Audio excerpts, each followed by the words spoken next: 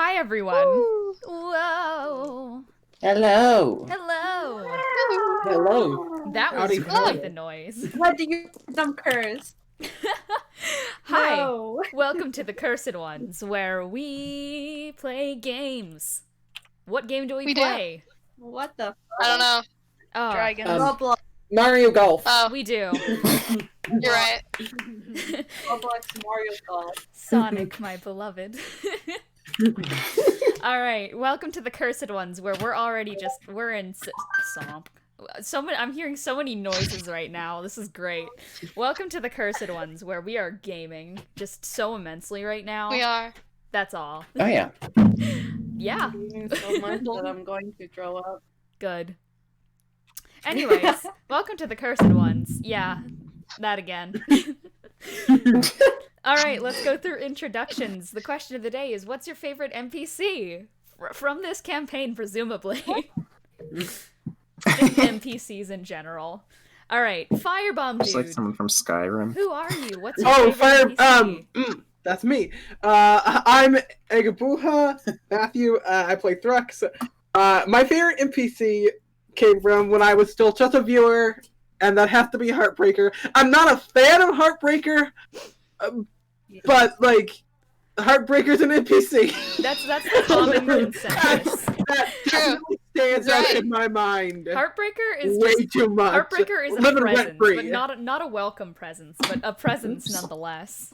He shows up, and He's present. he's present, but we don't want him to be. He is a present. He is. He's a creature.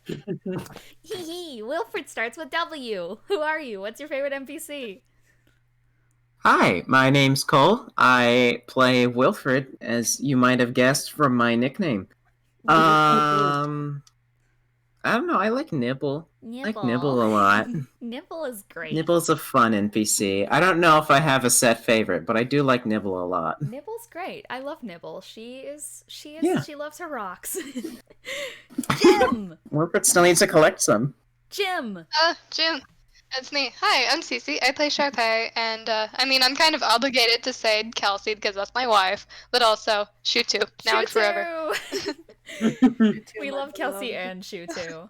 All right. We do. We love them both. Win it. I am Lafayette, the severed head of a deer. And I play all the NPCs, so it's hard for me to choose a favorite because they are all near and dear to only me because I care way too much about my characters. I'm gonna say Veldrin Voller. I love Veldrin. He's a bitch. Valid. But also the prophecy. I like the prophecy. They're sick. Yeah. Peep peep I How don't does think that- about villains. Hey, it's me, PP. The name Eon. We play through. I think you would say that I would be obligated to say the boyfriends, right? But it's Man. I love the little rat. Man! Man! We Man. love Man. He is such a man. Oh man. Silly man Dan. Hi, I'm Kiki. I play Lelee, and my favorite NPC is the big old dragon that told us that our actions have consequences. The Emerald Dragon. Shout out to that dragon. yeah. Nothing ever came of that speech. No. We didn't learn. Snorpo9 lowercase. You. Hi, I'm Snorp. I play Own, also or Unknown. And my favorite NPC is, to vary it up from eggs, is going to be Wilfred's dad. Greyld. Greyld sweet. Oh. We love Greyld. And who the fuck is Exodus? Who are you? What's your favorite NPC? Oh fuck! I wasn't ready. Hi, what's up, guys? It's Crime. I play Bennie. Bennie's getting played, Yeah. and I want to. My favorite NPC, like, even though we only got to see a tiny bit of him, was probably Jeremiah, Bennie's homie. Oh, Jeremiah Whitfield. I forgot about Whitfield. him. Shout He out was to him. what? He got He's a locked. G. He got locked in jail. He did. Yeah. I fucking love him. G for jail. I like how he was the childhood friend of Bennie, and yet he ended up being like the least standout NPC, and we ended up with Igask random lizard folk. I'd Who like is to, now on the Pangea. Exactly. I'd also He like to didn't share have to with get you involved in a our funny. nonsense. What? Yes. I'd also like to share with you a funny at this time in the meets chat. It's censored for eyes, but it's Censored very for funny. eyes? What's the funny you've sent us? Oh, that's I amazing like that. eyes. That's very funny. We have been sent an image of a guy in a gas mask with what looks like googly eyes. That's just what the Thank doctors you, that's look all. What are you like. looking at? Yeah. That's all. Alright. Thank you. My soul has been looked into. I feel something from that image. It was a mistake when I was playing with textures in a video game. Like you can put textures on things where they're not supposed Did to you be. put an eyeball texture into like the glasses? Into the filaments? glass? Yeah, I didn't Yeah. know what the glass piece was, so I was like, what happens if I click on the eye? And I was like, oh! He is looking. Okay. All right. Okay. What's the recap for? Let's do the recap and let's play some dungeons. There's so many questions, so little answers. That's Dungeons and Dragons for ya. What happened last week? A lot of talking. Yeah? Yeah. I mean, I have my notes if you just want me to go through things. I Go feel like there's not a for it. lot to go Huh? through. Yeah, there's not a lot, but may as well. Yeah. Oh! The ice cream truck is here! It's here! Oh, yes. Dude, you gotta go There get it some goes. ice cream. I hear Look, Cool, I time to go get legit, some ice cream. I legit considered it, okay? open the window, jump out, go get your ice cream, man. Fucking go! Go! Yeah, the car's Fuck going this down. mission called Get Ice No. Cream now. I don't have money. No! There it goes. Cool, if I could electronically send you a $5 bill, I would. There it goes. No! No, he's broke. Well, no. Oh, we can do. Sorry, now that the ice cream truck is gone. I need to quickly interject before the recap, because this is reminding me of a video that there is that's been circulating Tumblr. My Tumblr people in this voice chat will probably know what I'm talking about, but have you guys seen that post where it's just like, there's this truck that passes through my neighborhood that's like the ice cream truck, but it plays an ominous low tone and gets you to sharpen your knives in it. I think about that truck a lot. The knife I really sharp- like the next comment being like, I think you're marked for death. I just love the comment that says, bring out your dead. Oh wait, I think I put that in the tags. That was my joke. I'm Good gonna- joke. Thank you, my Good joke. Anyways, we can do the recap now, but I'm thinking about the knife sharpening truck. Well, we had killed the prophecy. We did. We did. The man showed up to say hello. The airship also descended down with Rapina and Stick being there. Stick is alive, but also having crutches now. Amputated legs. It's true. Charpay did engrave everyone's initials into the life tree at one point.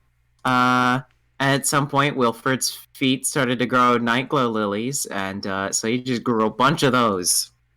And he got a leaf that was saying, the ladies up the hill put in a good word for you. Some magic lesbians.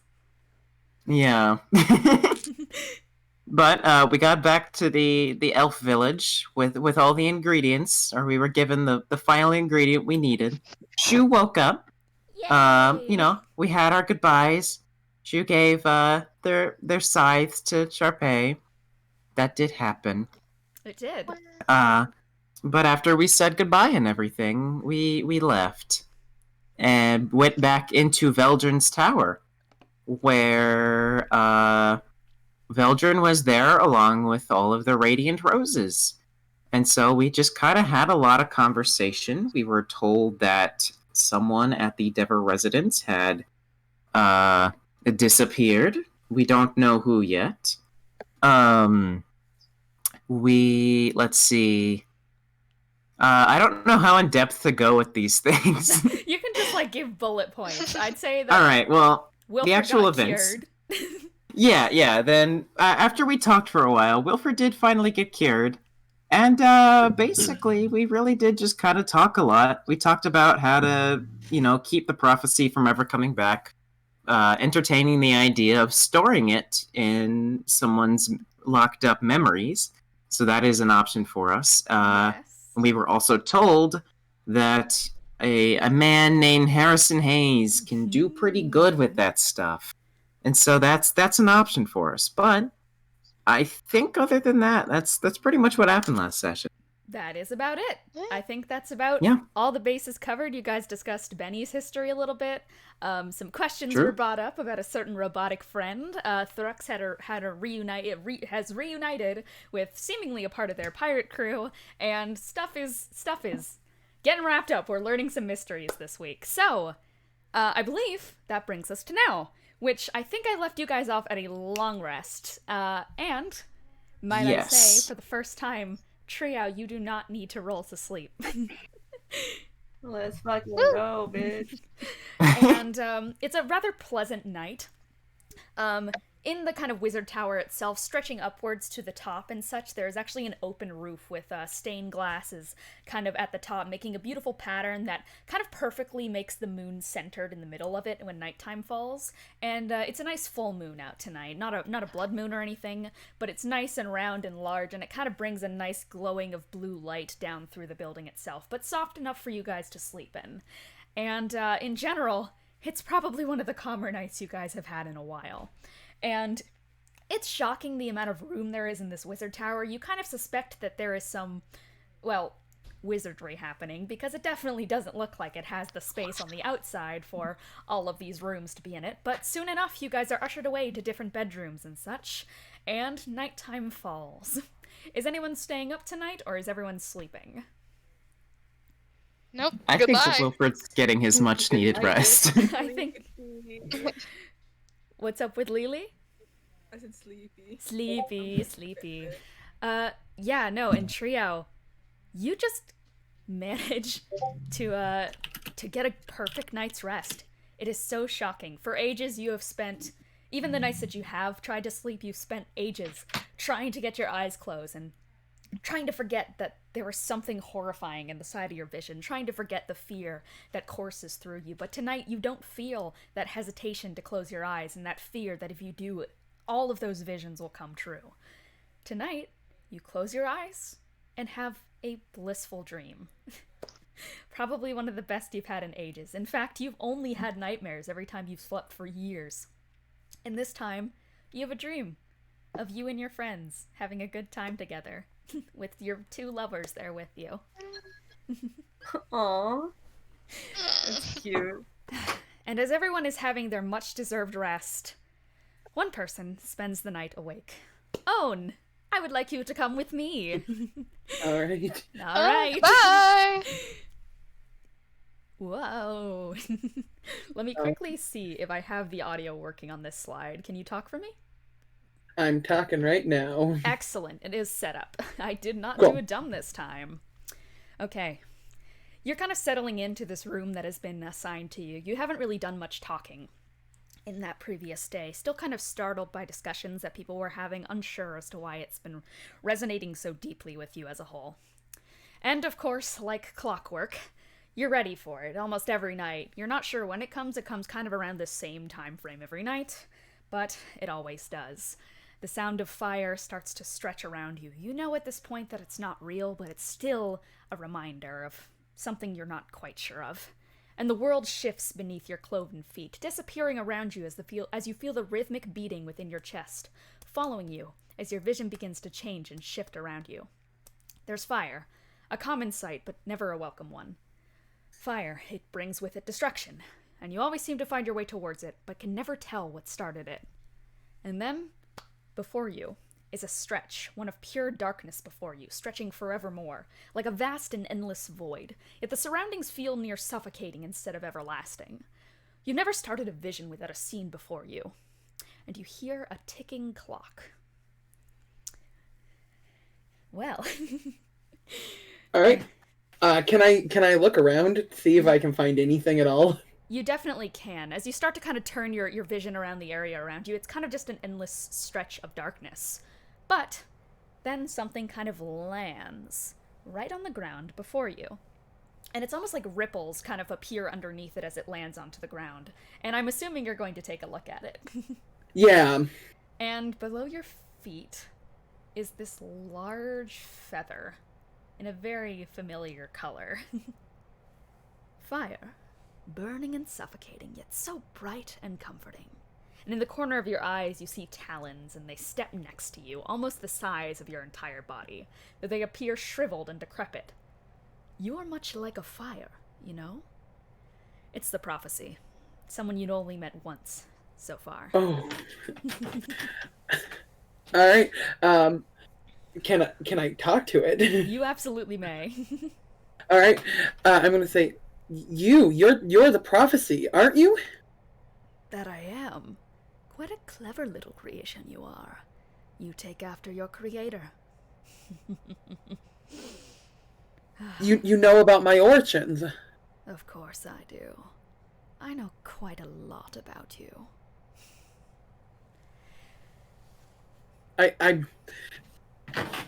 Onus is gonna say, are you able to tell me anything? Are you willing to tell me anything about myself? Well, I don't think there's any fun in that. That's why I gave you this curse, after all. It's much funner this way. To see these visions and to not know what's real or fake. It's quite interesting that you manage with this new group. Owen says, it was just by happenstance. I don't think anything happens as a coincidence or as happenstance. Onus is gonna nod, kind of, and say, so you think it's intended, then? Why, yes, I think you'll come to learn that everything has a reason. That's something I've taken a while to learn myself. Speaking of these new friends of yours... Quite foolish of those new allies of yours to trust you, don't you think? Why? How could they? You don't even trust yourself, do you? Do you even know what you've done? No, I don't. And a talon raises to your arm, kind of gently wrapping around you, but despite its delicacy, it feels like it's constricting like a snake. And it's gonna take like a one talon and raise your hand forward very forcefully, almost like a manual override of your body, beginning to move to its will, even without its talons touching any specific limbs. And the talon's just going to kind of like hook itself inwards, just like wrapping right around your wrist, and a fire is going to start right in that hand. You aren't in as much control of yourself as you think you are, automaton. So who's gonna be next? Owen's gonna say, don't. I must be in control. I think once again you'll come to realize that there's always someone pulling the strings. And your eyes can only stare at your own hand. From beneath your circuitry, you feel something organic pushing and pounding through the wires. Feathers, uncontrolled and violent, begin to sprout from every direction around your talons. It's not right, and before you there's rippling mirages of people. The Aarakocra, the Genasi, the Elf, the Azamar, the Lizard Folk, the Dragonborn, even the little pink girl who wished to be your friend. Burning and suffocating, yet so bright and comforting.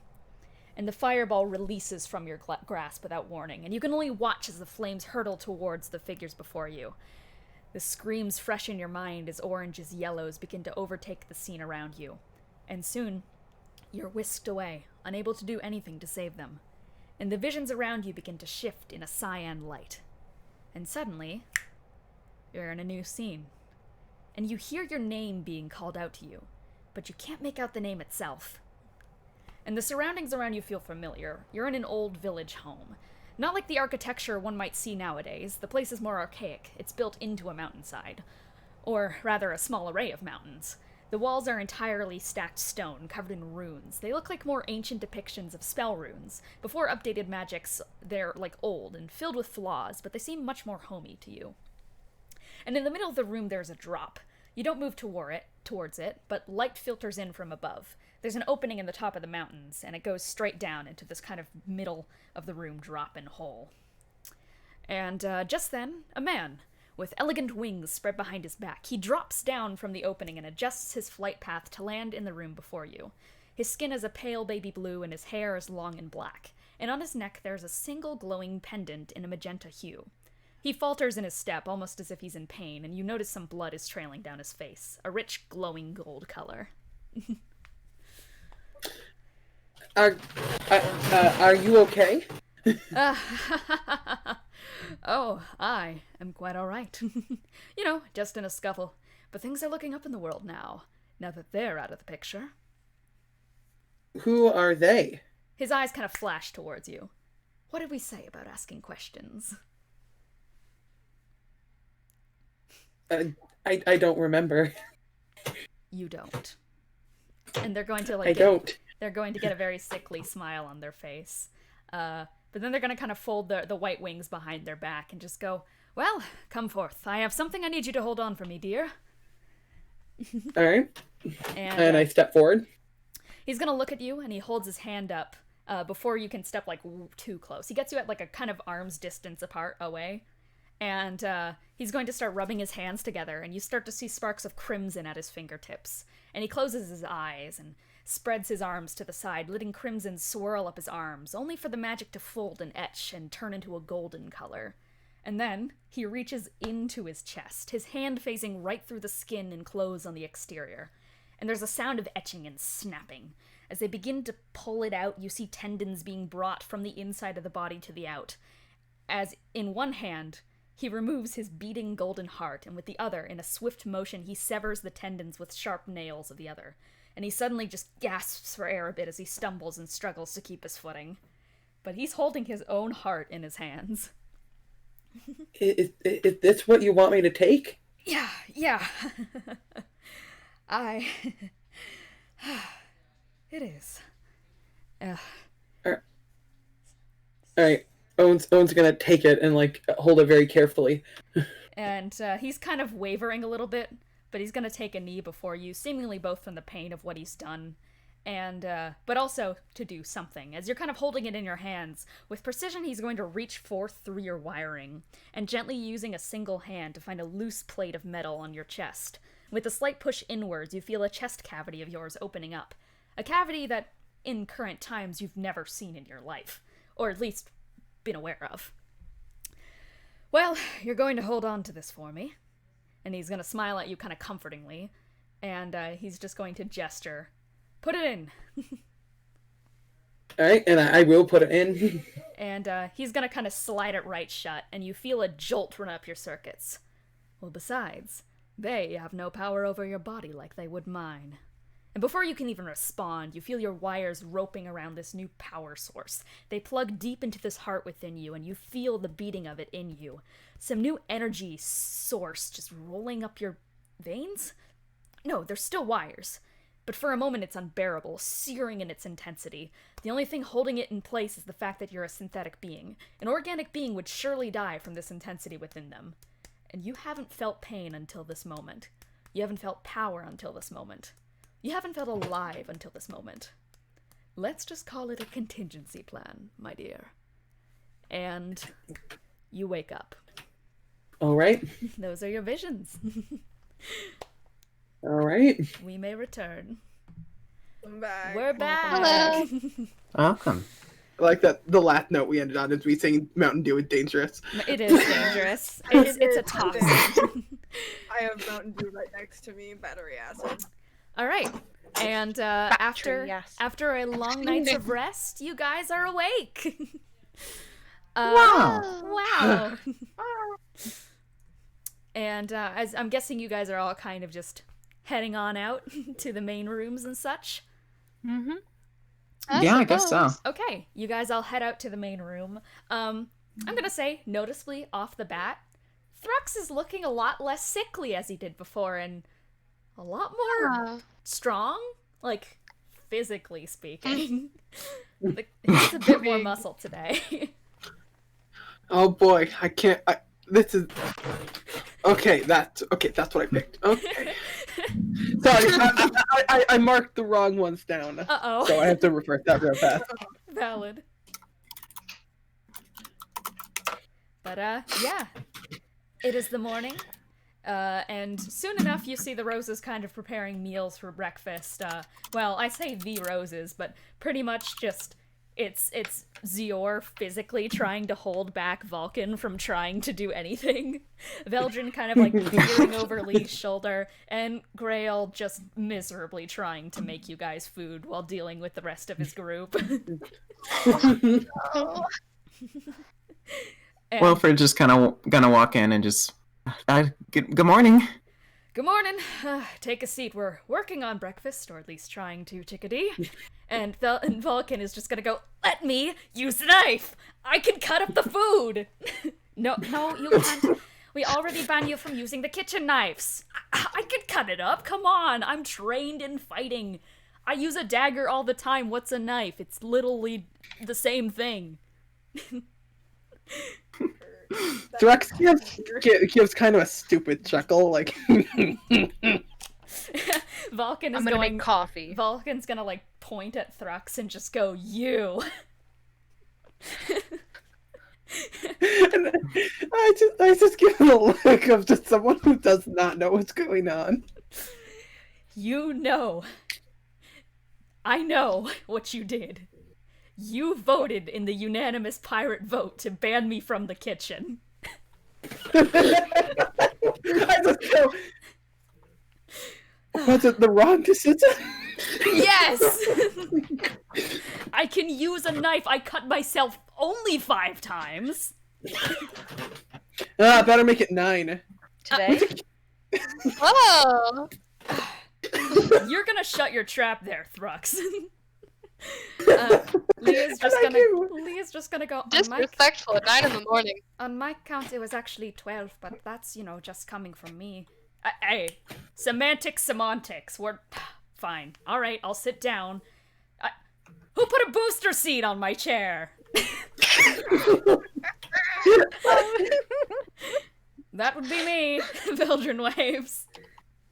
And Vulcan's just gonna flip him the bird and then sit down. Wilfred is also gonna sit down and kind of just go, this is a much nicer change of pace from everything before. Speak for yourself. You're not on a booster seat. Yeah, I guess for us at least. Vulcan's just he's just completely, he's literally just the Angie emote.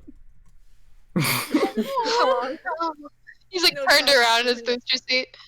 I'm just like smirking at his discomfort, by the way. And eventually, as you guys are kind of all sitting down, Bennie, you come bring the pot of coffee to the table.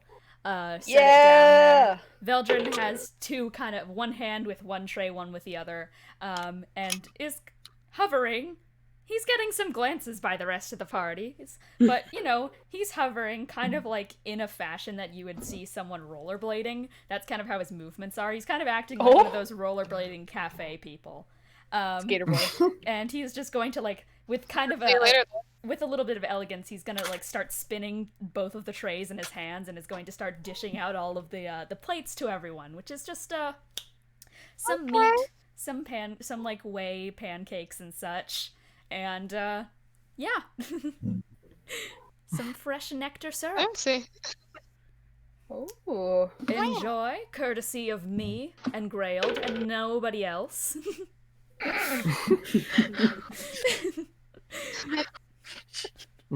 Thank you very much. You're welcome. Thank you, looks lovely. And Veldrin is going to take a seat at kind of the end of the table, and soon the other roses are going to come join, and Veldrin pours himself immediately the biggest cup of coffee you guys have ever seen. Wilfred's just gonna start eating. Yeah. Onus is gonna sit at the table but not really eat because it doesn't really eat. Onus just politely sitting. I'll do it. Benny's gonna sit and just drink his coffee for a second. Zior will like respectfully like thrust one of his nubbed arms over at your plate, Owen, and just go, "Are you gonna eat that?" I'm not. I don't eat. He like reaches over with his two actually these two kind of hands just like skitter up onto the table and take your plate and move it over to Zior. I have a question. How Yes. hot is the coffee? I mean, considering it's right out of the pot, it's pretty hot. Then I definitely drink it all and go. Ah, Why are you taking my coffee? Thrux, I'm gonna have you roll a Constitution saving throw. No, not Can again. I try to grapple the coffee? Not the coffee! He's going for it. I wouldn't recommend trying a strength grapple against Thrux right now. Yeah, that's a nat 20. Nat 20?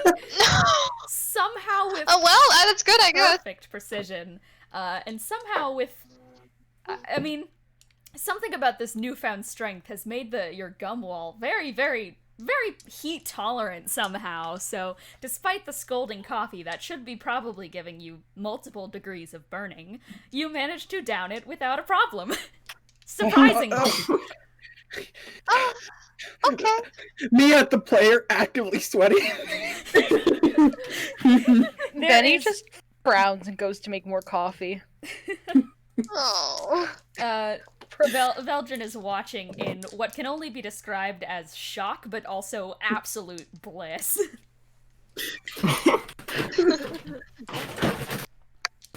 Oh, it's Well, gonna say to guess it Thrux. You still like coffee, eh, Thrux?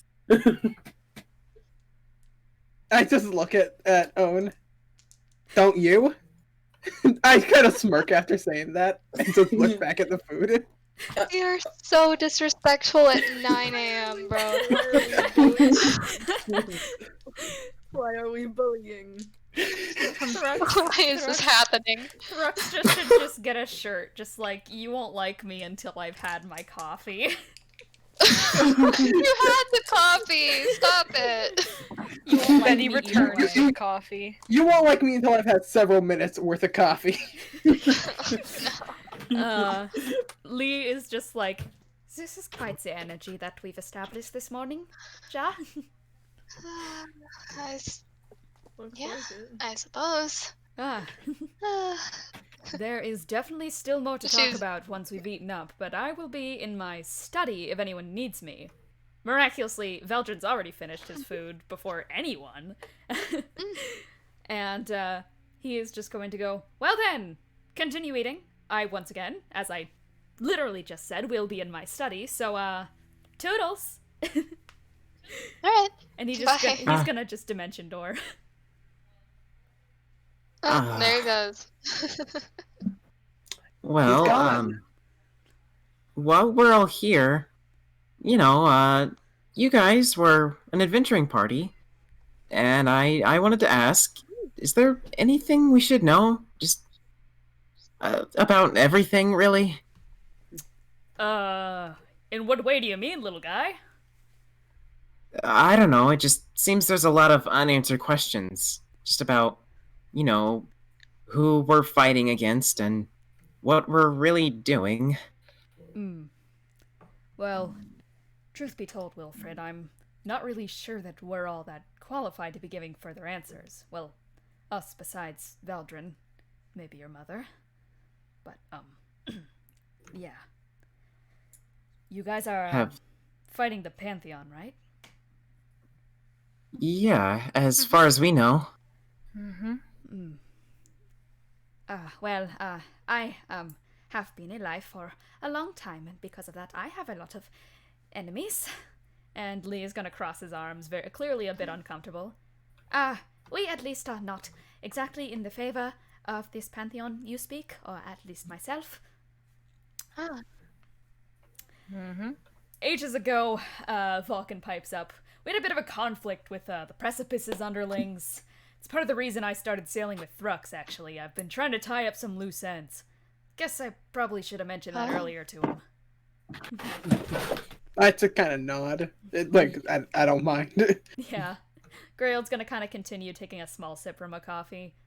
At least from the little Veldrins told us, all of the Pantheon members have disciples. Granted, we at least don't know the Pantheon members outside the ones we fought, or rather, the disciples we encountered. One was my, sister. Lee kind of shrinks into himself a bit. And the other was a friend of ours, but he has since passed because we could never snap him out of it. I'm sorry. Oh. My condolences. It's alright. His legacy, lives on. In your name, actually.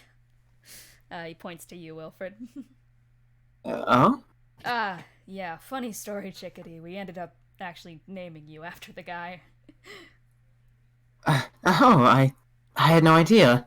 Yeah, your mom and I never really brought him up, because kind of just painful memories now, but he was a friend of ours, his name was Wilfred Strauss, and eventually he got snatched up by the prophecy. Oh, that's horrible. I'm really sorry about that. It's alright, The past is in the past. Yeah, no, Yeah. that's true. Well, what members of the Pantheon did you guys fight? Well, we never actually encountered the ones upstairs. V told us to stay out of it. Only your mothers actually fought one. But we dealt with the underlings of the prophecy and the precipice. Okay, I see. Yeah. That's That's- about it. Wait, well, last night you mentioned killing a god. Is that? I assume that was related to the Pantheon. No, yeah. Which one specifically? In a way, we were involved in that. That was less of one of the Pantheon members itself, but it was one of the underlings. Turns out if you get high ranked enough, Oh. they can make you into lesser gods. That's what happened with Strauss. Oh. I see. I see. Yeah. Do you know how many there are in this Pantheon?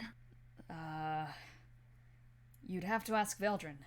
We at least know that there's another group associated with them besides the ones that Strauss and Lee's sister were in. But, we're not sure if that's indicative of the number, because that group seems to work with all of them, not one specific denomination of them. So, really, it's just not clear with these guys.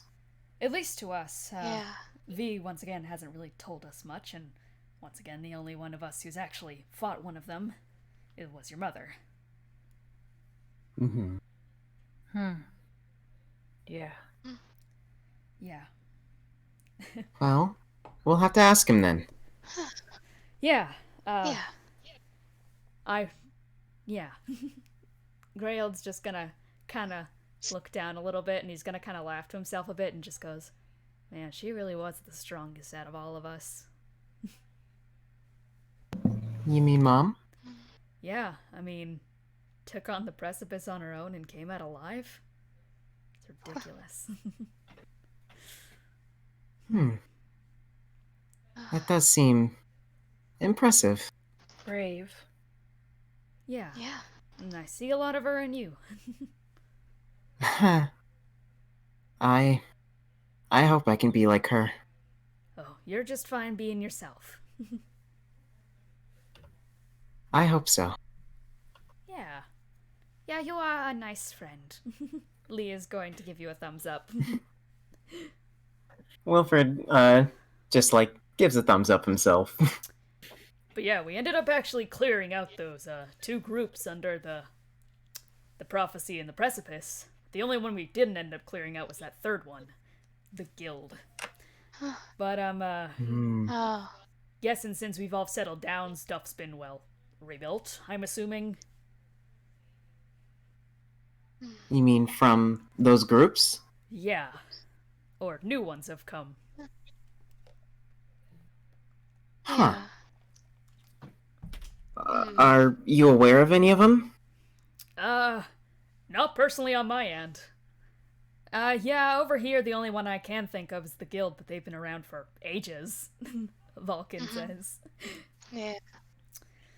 I wouldn't know any either, unfortunately, since the ones that we wiped out were, well, wiped out. Hmm. Interesting. We'll have to keep an eye out. Yeah. What were the groups that you wiped out called? Well, if I remember, one of them was called the Troop, and the other one was the Cult of the Abyss. Ah. Yeah, I mean, I haven't heard of either of those since, so here's hoping. Oh, sorry, I was messing up the names. One of the it was the Board of Directors and the Cult of the Abyss. I'm stupid. Oh. Oh, yeah. That's alright. I misread my notes. Alright. Valid. You said board of directors. Yes, what the, you said? the Board of Directors and the Cult of the Abyss. Okay. Don't think I've heard of either of them since. I don't think I've heard of them First one much sounds- around either. First one Yeah, sounds I- professional. I can't say I've heard of them either. Yes, well, they've been wiped out. That is our doing. That is what our main mission was when we were doing these things, but it seems that your mission stretches at least a bit further than ours did when you were on the field. It might. Possibly, but I think you guys can do it. Oh. Yeah, I mean, Thanks. we took down the prophecy. Yeah, I mean, we don't did. have that to our name. See, you're already succeeding us old folks. Well, we're doing our best. We can do it. Vulcan's just gonna go, we're not that old.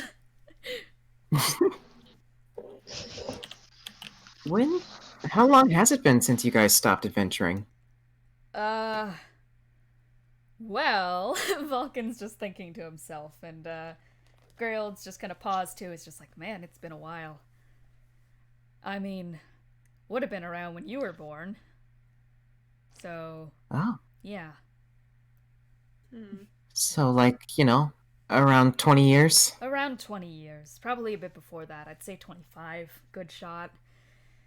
Veldrin disappeared Makes in the sense. middle of our missions, so we were kind of winding down during that time anyways. And, well, then, stuff happened, and we pretty much all retired for good when you came into the mix.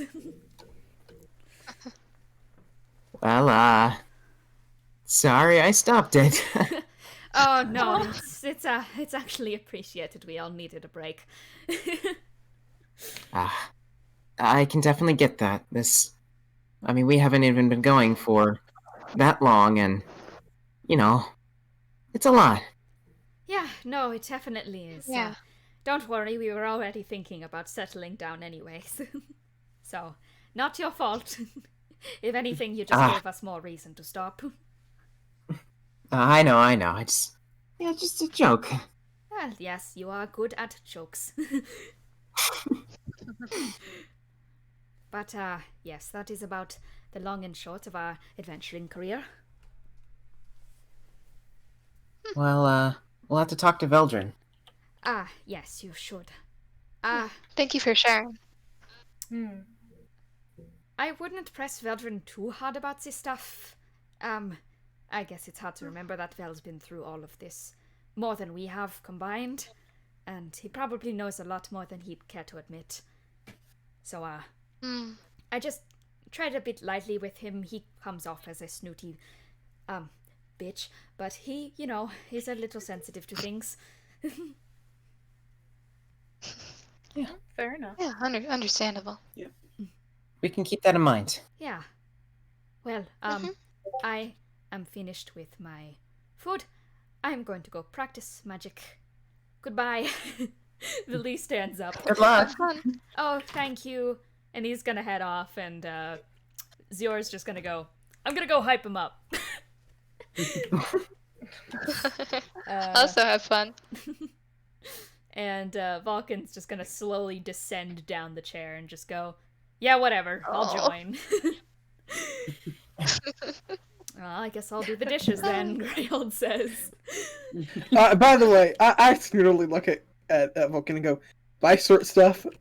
You! No. You, me, outside in 10. Oh no.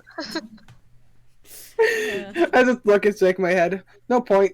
Yeah, because I'll beat your ass. Something like that. He's gonna stomp out. Yeah, Greyhold's just gonna get up and start taking everyone's dishes and is just gonna start washing them. Do you need any help? No, I can deal with it. Alright. If you say so. And it was a lot of people. Oh, How many well. was that? Oh, well, 13? I've been doing dishes for large meals for quite a while. It's, my fatherly duty. Oh. He gives a salute. Wilfred salutes back. Bennie salutes as well. He Out of the corner. gets to doing the dishes. Alright. Wilfred's just gonna turn towards the rest of the party and just go, well, before we head out, think we should ask Veldrin about anything we need to? Yeah, I suppose. Yeah. Not a bad idea to go informed. Yeah. Indeed. Alright. Well, I'm gonna go that way then. Yeah, Wilfred, you get off the chair and you start heading out to go find Veldrin's study room, and I'm guessing everyone's following? Yeah. Mm-hmm. Yep, Yeah. definitely is. Alright. Yeah, I am. Alright. And, yeah, I think other than just asking Veldrin that, I think Bennie had something to ask Veldrin, but I think that's about it. I'm just reading over my own notes, Yeah, sorry. it was... Yeah. No, you're good, you're good. Alright. Sorry, I'm a little out of it today. Oh, you're so valid. Bennie was gonna ask about his wings. Yes, alright, so you guys get down and start heading on over to good old Veldrin Voler's room, where he is sitting at a desk and is writing something down on some parchment. He has little glasses on. You have not seen him in glasses yet.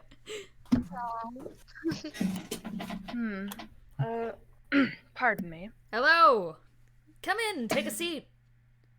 That chair is made out of a thank you. demon.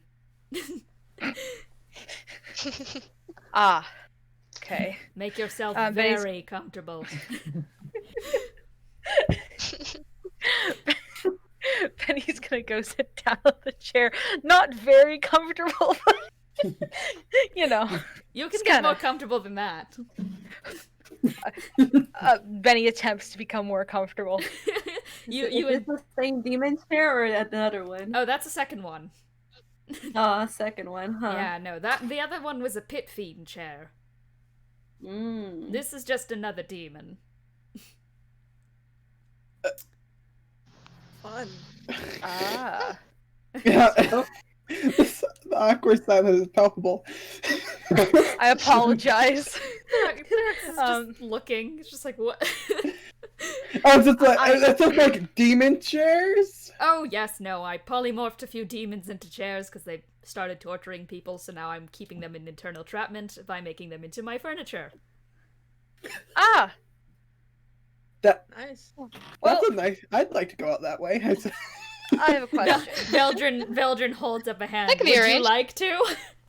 No, not today. Thank you very much. I am. I have a fight with Vulcan later, so you know, I don't think he'd like that very He much. lowers his hand. It's alright, I can't cast that spell right now anyways. You're safe, for now. I have a question. Yes, shoot. I believe I was going to discuss with you yesterday, but many things have been going on, so That they You know. have been. my question being about my wings. Yes, your wings, we were going to discuss that.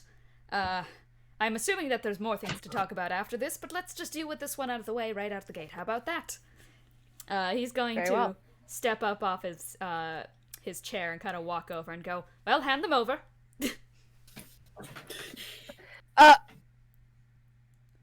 My wings? Yes, you have them, don't you? Do I? Oh god! You did Yeah, you carry picked them. them up. Okay, Yeah, okay, you thank picked- god. Oh, God, I had to think about that one for a minute. Jeez. Yeah, Benny hands over, the once was of his wings. Excellent, excellent. Let me get a good look if you don't mind it. And he's going to take the wings in his arms, and despite his usual brash nature towards handling body parts, between eating mysterious eyeballs and otherwise, he hasn't had a good record with handling things with care, per se. But he seems gentle enough with them for once. Well, a half-fallen is already quite rare. I can't speak today. Shame a specimen like that has been tarnished, but granted, those siblings have no care for the beauty in the world outside of what they created. He's gonna, just snap his fingers, and all the papers are gonna disappear off of his desk, and he's gonna spread both of the wings out on the table before him, and he'll just go, "Oh, this is quite a sight. Come take a look at it if you want." Benny's gonna go over and take a peek, not really knowing what he's looking for. There's just wings. Charpay's kind of snooping. Just Yeah, those are my wings. He's gonna gently kind of run his hands over the feathers of the one feathered one, and is going to adjust the joints of the other. They're both charred and shriveled and broken. Like, the normal light that's surrounding the bone wing has dulled out, leaving what looks like burnt charcoal bone shards. Well, it's quite pretty, seeing some severed Azamar wings. That's probably insensitive, but I don't care. Nope, no offense taken. Great. You're probably not going to get these back on anytime soon. You're best off with prosthetics. Now, granted, many could go to an angelic ancestor and beg to be unscourged by their might. Many might beg for their brilliant feathers to be returned, but what's curious about you is I can't figure out what you're descended from. Solar, Deva, Planetar, Archon. I don't think there's a higher power for you to turn to for help. No, and I wouldn't either. Yeah, no, that makes a lot of sense. I wouldn't either if I was you. I don't trust angels. Most of them. Some of them I do. Well, guess I'm not an angel anymore. Well, you're still an angel to me. He gives a smirk. Benny looks confused, but just kind of nods. That's called flirting. Anyway. Oh! Sorry! Unfortunately, there's nothing I can do in the present but speculate, and he's gonna fold the wings up. I could run tests on these if you wish, and you could speak to Zior for prosthetics if you so would desire, but I believe more than just discussing the wings themselves, there's further concern. I have a theory. But just... First of all, I want to ask, do any of you guys have anything that can dispel magic? I'm gonna take that as a no. It's a no from me. He's going to step, not you, and he's going to step out towards the side of the room where there's a window, and he's going to poke his head out and go, "Hastine! Ja? Could you come here a moment? I need you on standby, my love." "Ah, yes, all right." And after a little wait, soon the door opens, and the nervous little Azamar joins you. And he nods at you all for just a moment before taking a seat in a chair in the room, and he gets quite comfortable in it. Why, yes, I'm actually going to ask you all to stand back. Okay. Okay. I take several steps back. Veldrin's just gonna take a seat on his desk, and Lee is kind of in a chair that's quite close to Benny compared to everyone else, and Lee is just going to go, "Yeah, get behind, the radius of my chair here. That would work best."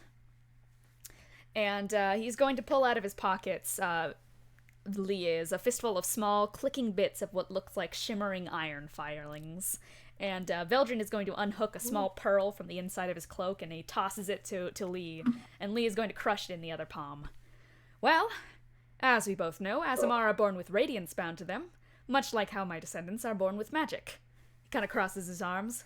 But you already know this once again. Your radiant soul, that is. So, hit it! Activate it for me, go! Benny's just gonna kind of nod and activate his radiant soul.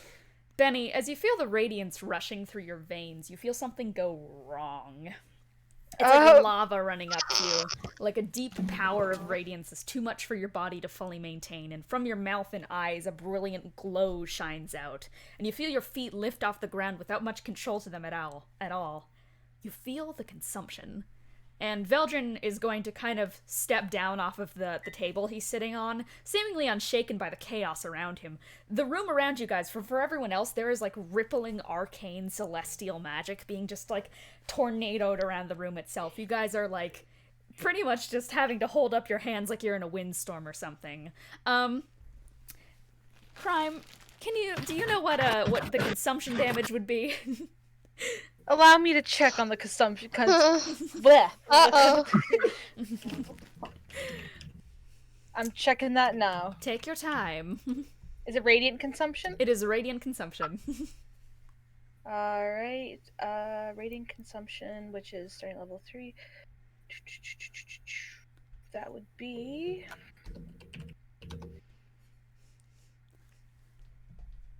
I believe God, why is it so hard to find information? I believe it's equal to your level. So 13. Haha! 13. Alright, everyone is going to take 13 points of radiance damage as you guys kind of all see your veins lighting up a little bit from underneath you. And Okay. as Veldrin kind of hops down, he's just going to turn to Lee, the other wizard, and just go, Hostine?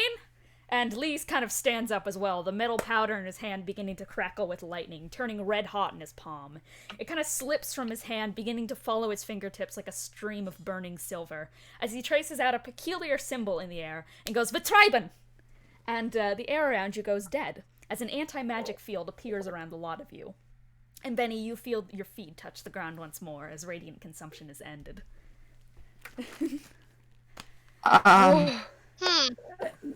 What was that? That's not usually what it does. My radiant soul. What? Ah, as I thought, you're scourged. What? Between those who fight for good and those who have succumbed to the fallen, and Aasimar, the limbo of doubt, is a scourged one. And scourged Aasimar can't usually control the radiant energy within them. That was not radiant soul, that was radiant consumption. Oh no.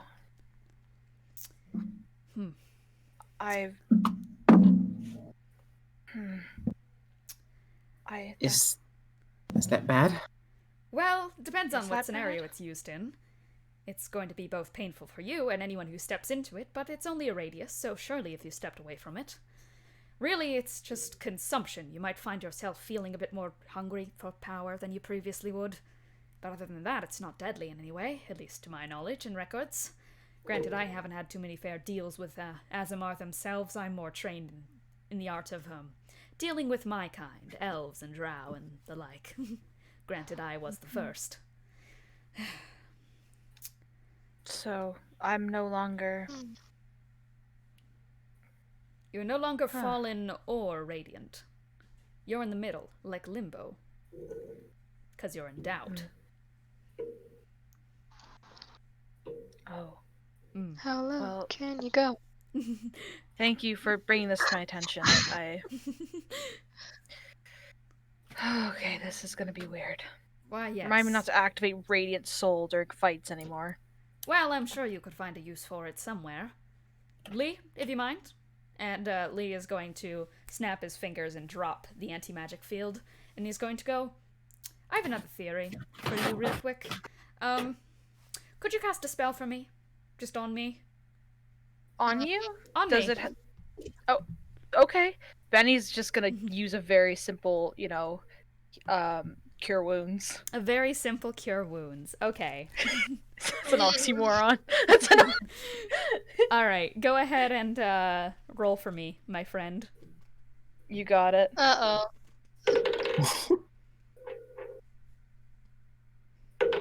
Where'd my Just roll me a d20, actually. I'm gonna shriek. Yeah? I rolled 2 20s in a row. 2 20s? What the Hello? fuck? What? I got out my old crystal dice, and this shit's being pog. Oh my god. Okay, so you got a 20? Yeah. Okay. And surely enough, you cast Cure Wounds, and well, any injuries that Veldrin had from your radiant consumption are gone. And he's going to go, alright, that's not as bad as I thought. Fair enough. Well then, I guess that's one of my theories undermined. Was something bad supposed to happen? Maybe. Do you want me to try again? Oh, I don't see why not. Good to have a good range of test subjects going. A bigger pool of inquiry, if one might say. I don't know. For sure. Well, here, I will use something a bit more simple. I haven't been in the And field he's much. just Forgive me. Benny holds his hand out and just casts light. Alright. Roll for me. Yeah, 3. Got a 3? Alright. Roll me a D100. You got it. Uh-oh. Alright, let's see what we get. 62. 62. Okay. So you casted light. Yeah. What is the radius of light? The radius of light is 20 feet. 20 feet? Sphere. Alright. Sphere? Okay, I would like everyone to roll a constitution saving throw. Uh-oh. Oh my god. Bye. Speaking isn't good. That's not good. That's never good. I got a 10. No. You got 11. L. Yeah. Oh no. I guess Lord. I have to roll for Lee and Veldrin. Oh, Lee! No, Lee! Lee! Oh, y'all dying. Can I get an L for y'all? Not 20 No. Veldrin, let's go! This makes sense for Veldrin. My man, Triao and Veldrin's like, what the fuck? Alright, is that everyone? I believe it is. So? And Benny, as you hold up the light in your hand, for a second it just like warps in your hand, and it starts to kind of drip onto the floor like molten metal. And this dripping is soon going to turn dark in color, and it's going to suddenly like expand out from your hand, kind of slowly warping into that kind of like purplish color of necrocy, as it's going to reach out and blast the entire room around you with it. Oh, fuck! Oh. Jeez. I'm gonna have you roll for that damage, my friend Benny. The one Yeah, just I sent you. will. Oh my god, that is awful. That is. I love you, Liz, but holy shit! Oh, it's only 7. It's only 7. Okay, and all. Oh. So basically, everyone besides what's your spell save DC then? I think it's everyone spell besides save the DC 20.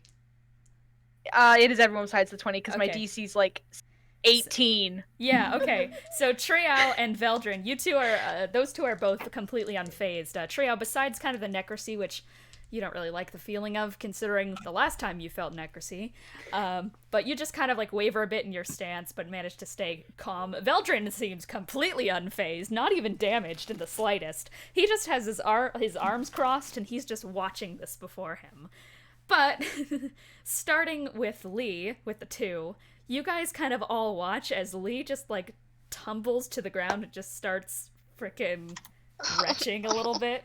And then the rest of you, slowly, one at a time, begin to fall on the ground, and teeth begin to just pour out of y'all. No. Teeth? Teeth. Keith? Teeth. Oh. Well. Like my teeth or new teeth? New teeth. Okay. Well. And, Oh, yeah, yeah. Veldrin Don't like to just- see this. Veldrin's just looking at all of this and just goes, well, that about confirms my theory. Oh my god, what did I do? What the?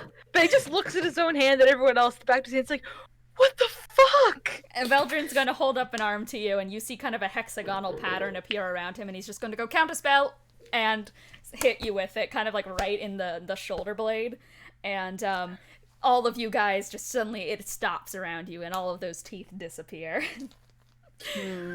I hated that. I'm What so the fuck? sorry. Oh Whose my teeth god. is that? I'm so sorry. I'm so sorry. But he looks like he's about to cry. He's like, I'm so sorry. I'm so sorry. I didn't mean It's it. okay. I just want to know whose teeth that was. I don't want to know. I do. Science. Lee just kind of coughs. when I was, a cursed beast, my magic wasn't exactly, there was a lot of consequences to it, but nothing like that. I don't think you ever made anybody throw up teeth. Well, you did throw up an eyeball. No, never. Yeah. That was Yeah, that's I think true. about that. Yeah, Oh my no, God. that's because you're undergoing wild magic, just like you would in your Prenethra form, Wilfred. Though this has nothing to do with Prenethra, this is more to do with the corruption of magic as a whole, which seems to have been slowly getting worse. Have you guys ever experienced them doing similar things, magic perhaps getting out of control, doing strange occurrences? A little bit, yeah. Yeah, Mhm. it's happened. Yeah, no. So it's getting worse. Especially with your radiance no longer there to block out that. Oh no. Well, it's only a 50% chance, I'd say.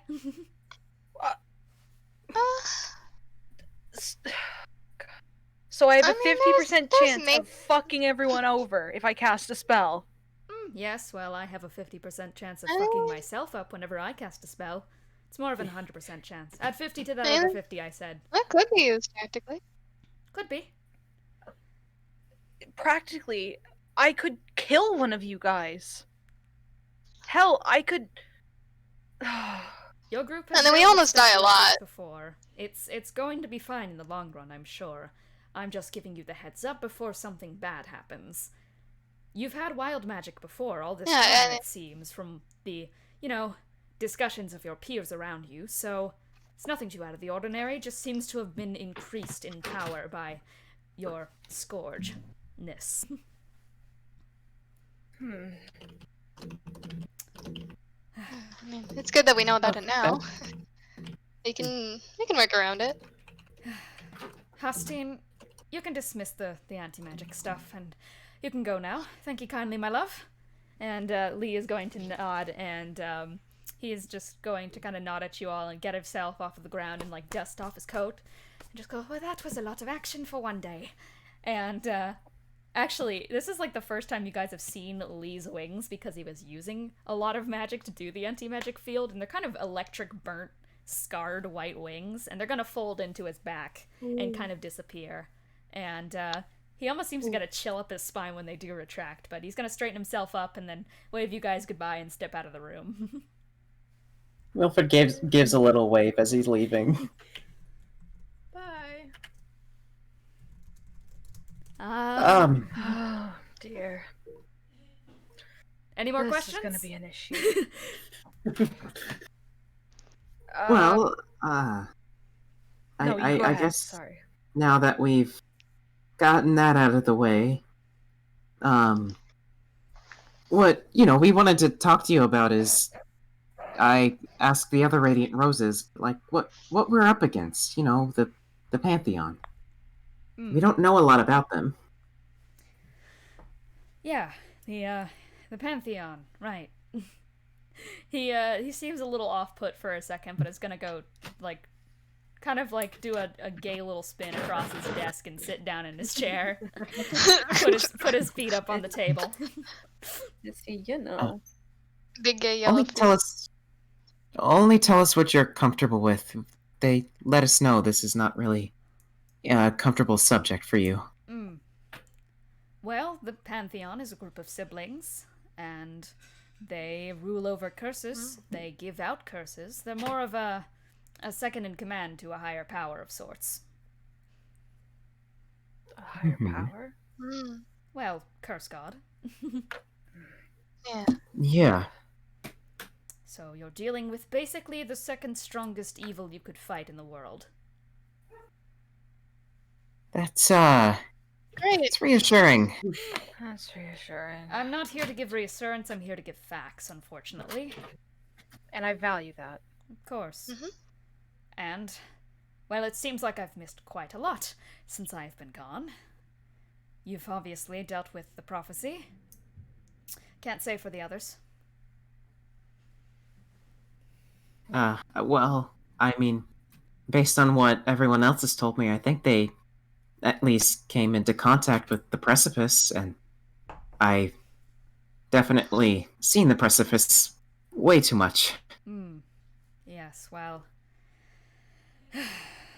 Then you've got quite the target on your backs. Because we took down the prophecy? Yes. I thought so. You've no doubt incurred the wrath of the others. Yeah.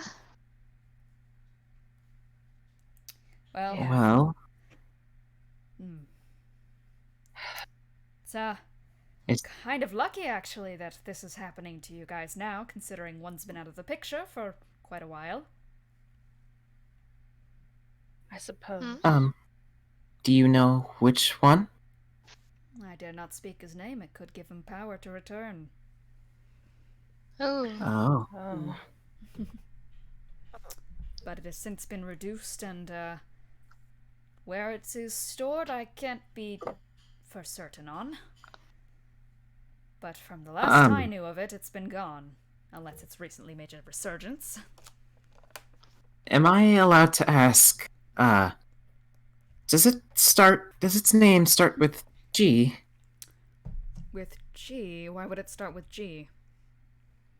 I've just heard, a name thrown around quite a bit. He raises an eyebrow. No, it wouldn't start with a G. Huh, okay. Would It it must start be another one then. Unless Yeah. what I'm thinking about, I don't know. I'm not really sure about everything. Well, that's to be expected. This stuff has been covered up quite well by a lot of people. Yeah. Is it? Mhm. Are you able to tell us what it starts with? Well, it's like the others. I don't know if it's just a thing with gods, but they have quite the naming convention thing going on. You have the Celestials, all have one letter to their names. The Pantheon all go by the starting letter of Pantheon itself, P. I knew it. All right. That makes sense, actually. Sorry, I'm Interesting. just putting that Yes. together now. Yes. Well, if we do have a target on our back, is there anything we should know? Well, you should know that they don't fight fair. And you could be watched at any time, despite the precautions you take, especially with that thing on your back. Points kind of at the jarred eye. And, well, they have a bunch of underlings, at least. They did before the Roses knocked them out, but I've been gone for quite a while, as have the Roses, from what I've heard. They could easily be rebuilding their forces. And especially with 2 of them being knocked out of the picture, I'm sure the remaining ones would, be quite adamant on building up their forces again. Indeed.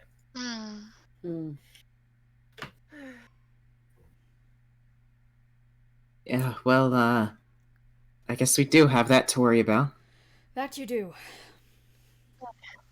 I guess then if I were to give you any advice, it would be, for the sake of things, well, don't trust anyone you're not sure about. I wouldn't even trust me if I were you. I do want to ask, Mm-hmm. do you know anything about these, I forget exactly what they might be called, but we've been searching for artifacts. Do you know about them? Artifacts? Yeah. Well, it depends on the artifact. Are you looking for magic artifacts, like a book of Merlin or something? A sword in the stone, perhaps? No, it's like, well, one thing we got was like a golden rose, I think you guys brought back. Yep. They're cursed artifacts, specifically.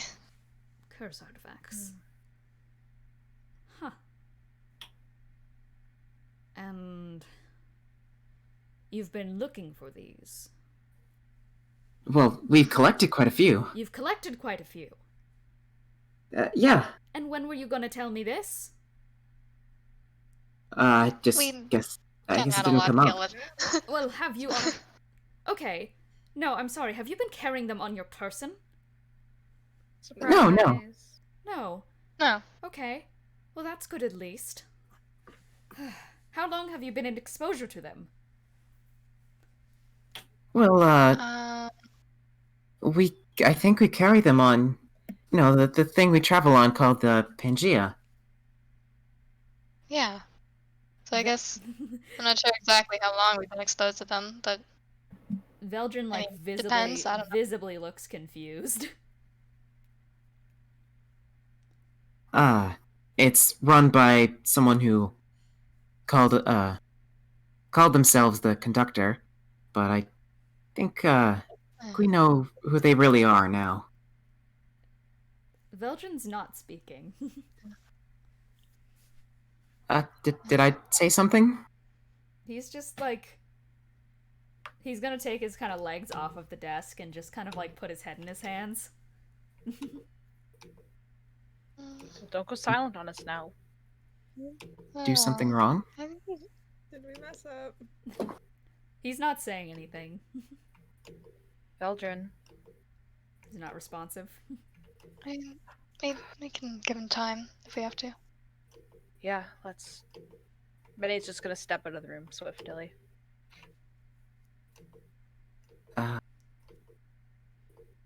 Is that what you need? He's not gonna say anything. Okay. Speaking of, maybe we can give him some time, and we need to discuss this ourselves. Yeah. So Wilfred's gonna follow out. Yeah. I'm gonna- Yeah, Unknown will also leave. As you guys, as you guys I are, too. was someone gonna say something? No, I didn't. I mean, I started to say something, Oh. but I didn't. Okay. And as you guys are kind of all going to the door, you just hear, wait. Yes? Huh? Why did you ask me if the name started with G? Oh, I've, heard the name. I've heard Genesis mentioned. I don't know if I should have said that or not. I heard multiple G names. The second you say that, it's like a sudden chain reaction. And his hands kind of on his head are going to just slam down on the table in front of him. And there's a crack that like etches through the wood from the strength of that. And you hear some of the stuff on his table begin to clatter to the ground on that. And he flinches at the noise of not the broken and shattered paperweights now on the ground, but at that word. I'm sorry, I shouldn't have said it. And his breathing is kind of beginning to speed up, and the floor around you guys starts to glow in deep runic symbols, much like the ones when you were in Whistle Pig. I don't know about this one. What did I do? Guys? And I start another time. you guys just hear behind you, Hustine!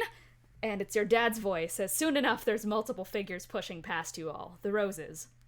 Zior and Vulcan both grab an arm, and there's wind kind of rippling through the room, making cloaks flail and struggle in the sudden storm. And for a second around you guys, you see fire and a burning village. And then the familiar sound of counterspell crackling through the air, and just as quickly as that began, it's over, as Lee lowers a smoking arm and shakes it off, and there's kind of sparks rushing up his body, as Veldrin falls limp into the arms of Zior. Scheisse. Haven't done that in a while. I'm sorry. Wilfred, are all of you guys alright? Benny's just turned and left at this Yeah. point. Like he has walked the Bye. fuck out. He's gone outside. I think I'm okay. Did Unknown recognize the village? Yes. Okay, then Unknown is gonna look very disturbed.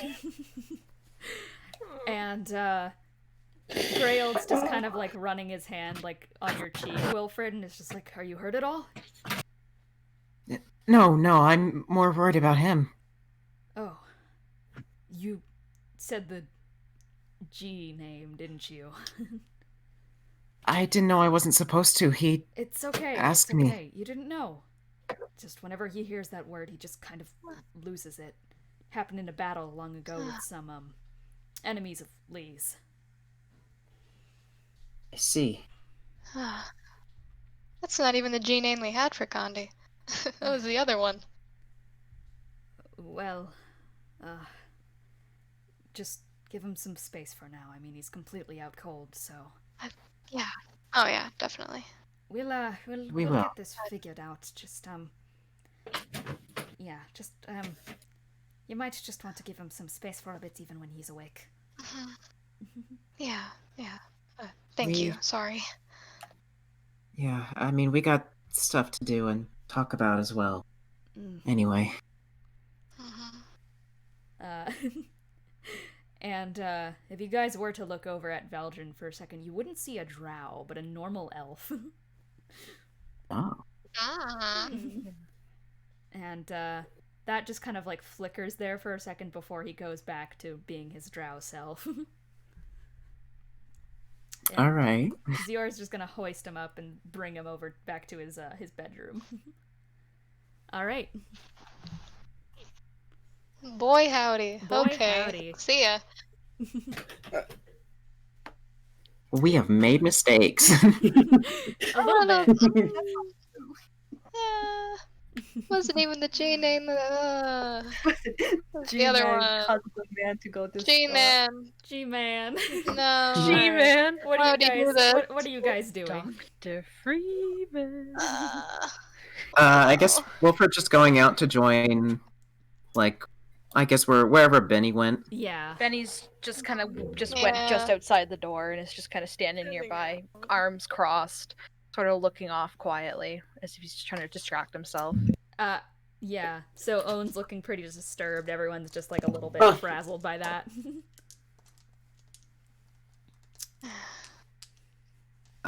Well, So we have two unspeakable names. That sucks. we do have something to discuss about the conductor, yeah? really. Mm-hmm. I guess Wilfred's kind of just gonna... He's gonna go sit down in a Alright. place. You guys probably So- head back down to the living room and Yeah. such. Sitting. Yeah. Well, before we go to save Elian, do we trust the conductor now? Or, I guess, Grimoire? Not a whole lot, admittedly. Not really. I mean, I'd love to talk to him about it and what exactly he plans to do with the artifacts and why the prophecy knows his name. But The- yeah, it's not looking too good. I think the prophecy called him an old friend. Yeah. Or just a Oh. friend. hmm I It's mean, yeah, also it right- wouldn't surprise me if he was around during the Curse War as well. There's also the matter of fact that it could just be like a matter to get fear into us. Like Maybe. we have been like interacting with him, but Yeah, maybe, but also we don't know exactly what he's doing with those artifacts. I mean, as much as an ending asshole as the prophecy was, I mean, Yeah, he said ending curses, but I don't know how that would work. yeah, I mean, I'd imagine there's something he does with them, but I'd like to know what that is before we finish our quest here. There's obviously something he's not telling us. Yeah, definitely. But, just because I know how we can be sometimes, can we all promise not to bring it up immediately? To the conductor? I'm just saying, when we get back onto the Pangea, look, I fear that something could go wrong if we, if we're too hasty with things, you know? Yeah, You're right. that's fair. Fair I enough. mean, don't want to go along with it for too long, but yeah, fair enough. Well, we can be gentle about it, at least. Yeah, I'm gonna note that not Owens. too gentle, because What's Owen- up with Owen? Owen's still just like standing like very quiet. I mean, it doesn't help that he doesn't really know what they're talking about. Like, but he is still like visually very disturbed by what he saw in the room. After like the discussion has kind of been had and everyone's sitting around there, Wilfred is gonna go up and stand right beside Owen. Just be like, "Hey, I know we haven't really gotten much of a chance to talk now. Are you okay?"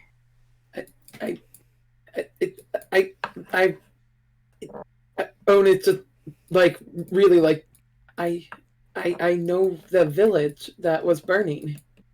It haunts me. It haunts you? I don't know. I have visions in that village every night, and seeing it there. Oh. I didn't expect that. That's do you think it has to do with that word?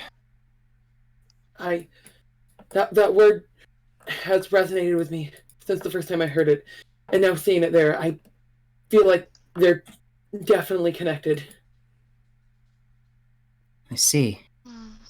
I'm sorry to bring it up in front of you as well. I didn't know. No, it's okay. It's definitely okay. It has something to do with my past, but I don't know what. So, I mean, this is something that's already happened. Yes, I'm almost confident in that. Stop me if this is prying too much, but do you know how old you are? Actually, I don't know if my character does or not. I don't think that you do. Yeah, I was gonna say I don't think so. So I was gonna say no, I don't. can I like look real hard at their medal? You can. I'm not touching it, of course, Yeah, but like squinting. You can roll history, I suppose. Oh yeah, baby.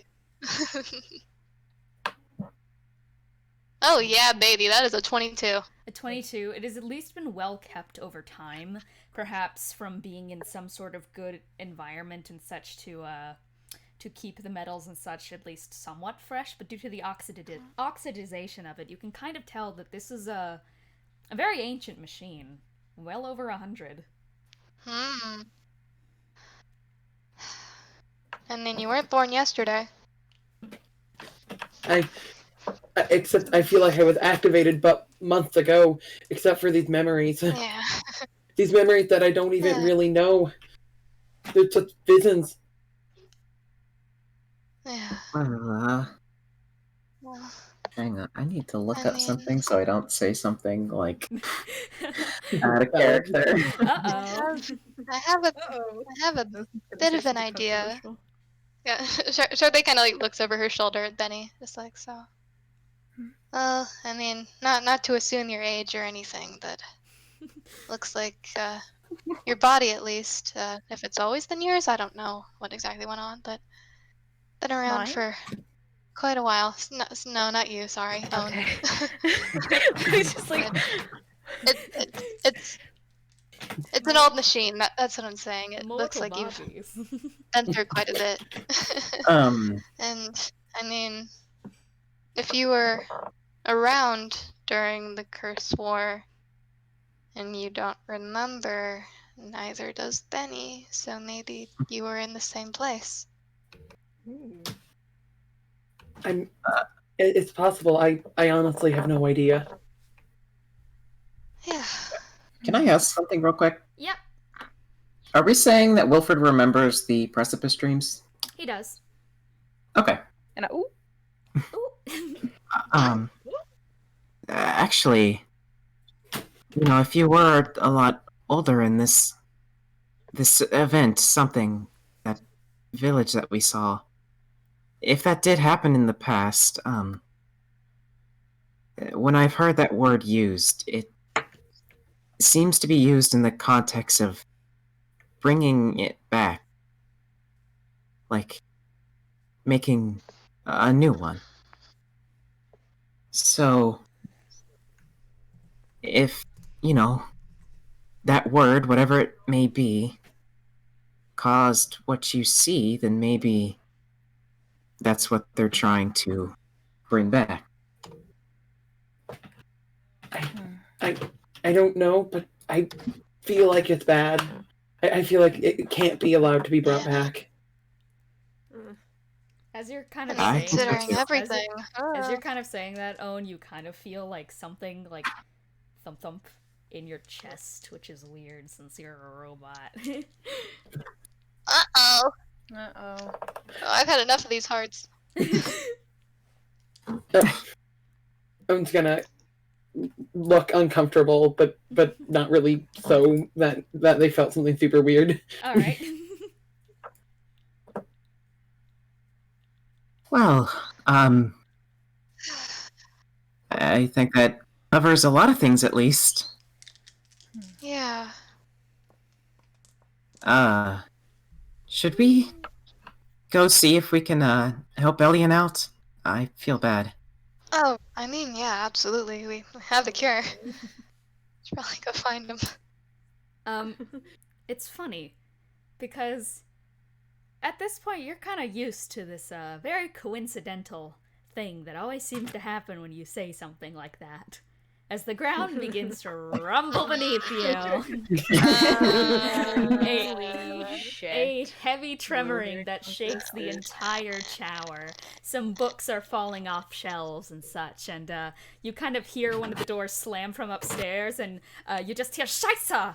What's happening?" As Lee is just going to like descend down the stairs quickly, and he raises his hands up in a startled motion to keep some of the fine china from taking a plunge to the ground. Not the fine china. He's Sorry! here. And You should have said that slightly further away. and Vulcan's just gonna go, "The hell is that?" And on near instinct, That's you alright. see everyone kind of like filing out of the different rooms, like with spells and weapons prepared.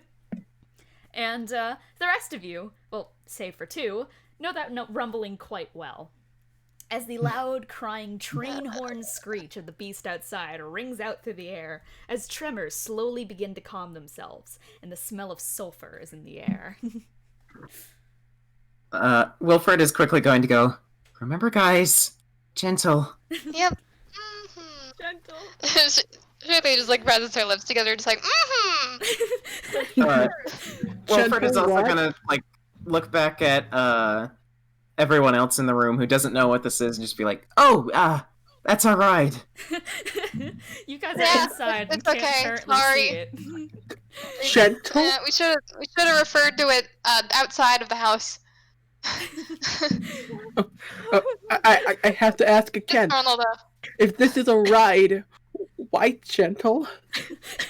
Oh, I mean, gentle with the man who pilots Yeah. it. Yeah, the guy Okay. in charge. Yeah. Okay. Maybe gentle with it too. Yeah, it is a worm. You don't want to go around and punch the worm.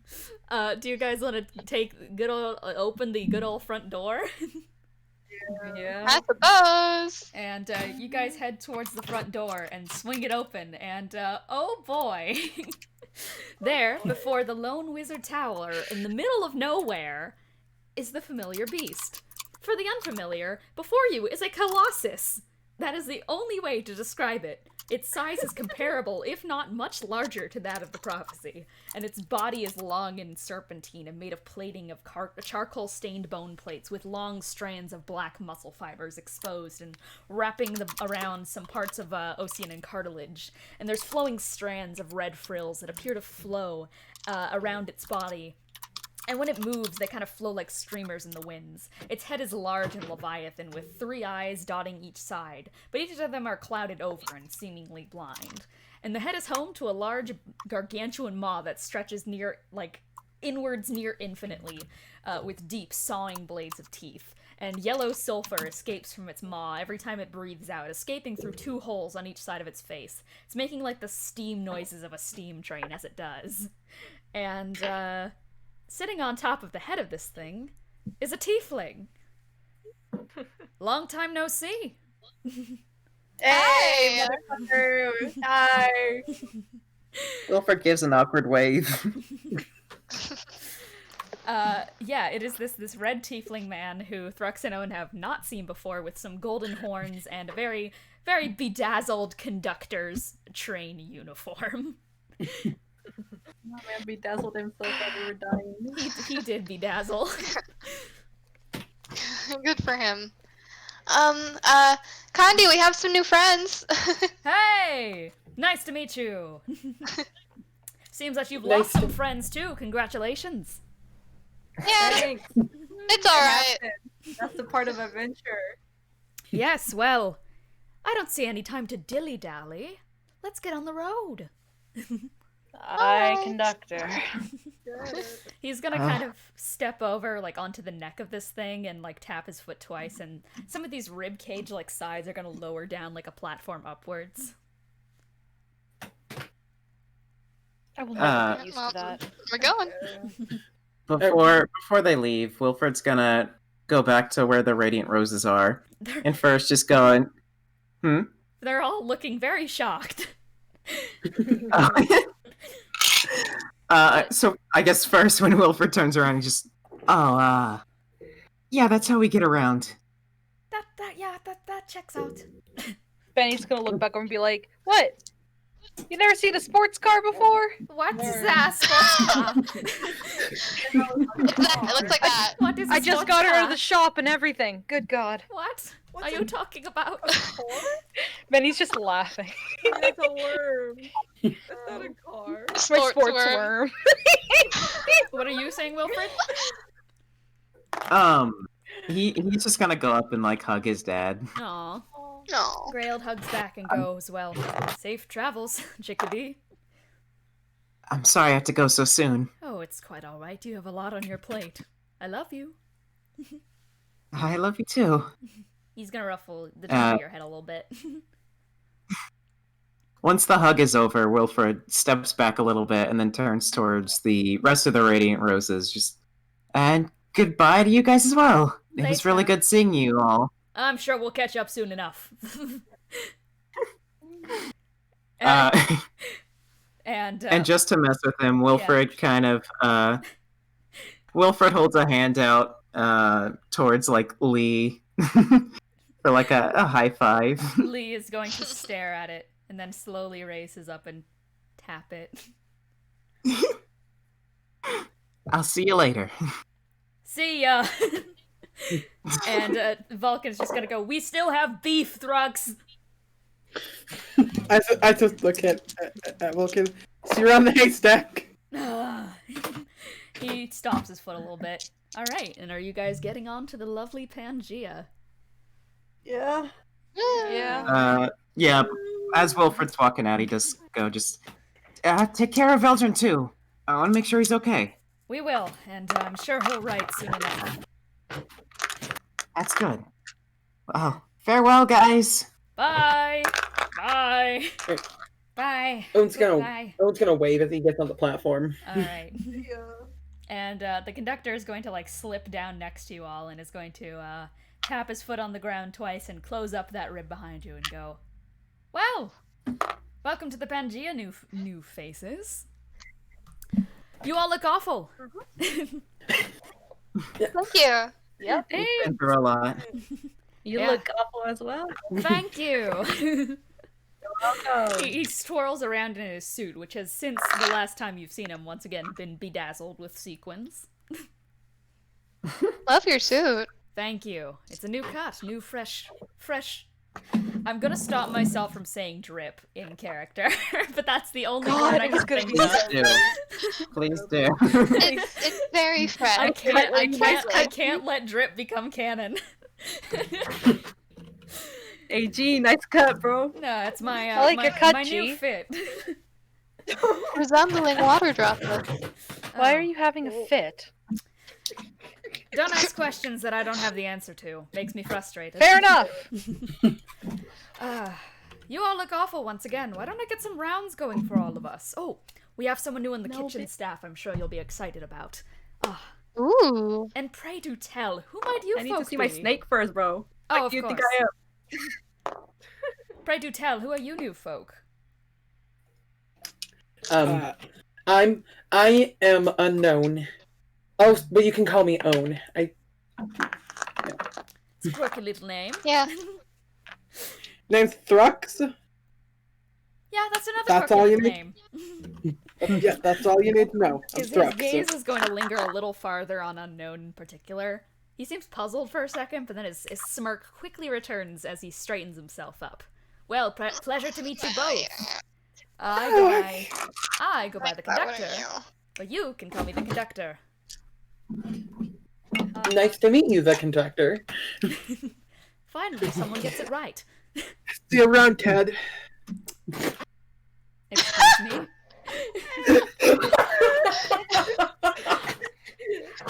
I said, see you around, Ted. Give people nicknames. You're Ted. I'm Ted. Well, What? there's a T and a D in the conductor. I suppose there quite is. Well, you guys want drinks? What are you up for? You need to rest, or what's good? What's happening? It's also an eating conductor. We'd like to take it back to Elian as soon as possible. We have Yes. something to cure him. Elian, But wait. depending on how long that takes, I wouldn't complain about some drinks. Yes, it could take a little bit of time, so I guess I will start getting us on our course, and guys can head to the bar, head someplace else, whatever, suits your fancy. Anything like Okay. that. If you have gossip for me, I'd love to hear it. I'm already heading to the animal quarters. Alright, you guys are heading off, and That's conductors... later. There's like a little bit of an uneasy feeling in the air. Pardon me. Yeah. But, And Conductor. Charpay's kind of like walking next to. Oh, sorry. no, conductor just seems unaware of this uneasiness. Yeah. Charpay kind of walks up next to Owen and Thrux and just kind of like speaks behind her hand, like, I know we just talked all about how much we don't trust him, but like, still, you can butter him up a little bit. It's okay. I see no reason to cause an issue, but before you guys are ready. Yeah. Alright. The only trouble I'll This place cause, is nice. the only trouble I'll cause is calling them Ted. They're Ted now. I'm fine with that. I'm fine with that. We appear to be whispering in a circle. Only a little bit. Only a little bit. Well, please, if there's any whisperings that could meet my ears, I would love to hear them. We're talking about how cool the name Ted is. It's a badass I do name. like it. I don't know what your I do like obsession it. with the name Ted is, but I guess I'll go with it.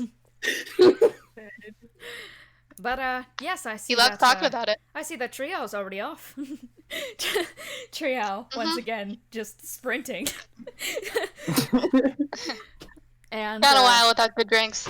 Triao, are you just heading to the animal quarters?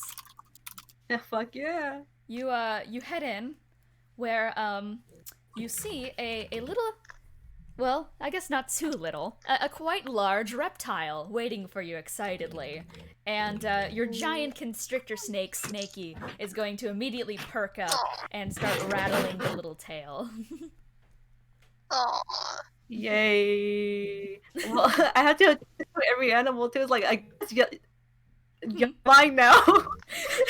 Are you taking all of their animals? Yeah. Well, then all of I'm the going to- animals, I suppose, are there too. I'm gonna freaking love them so badly.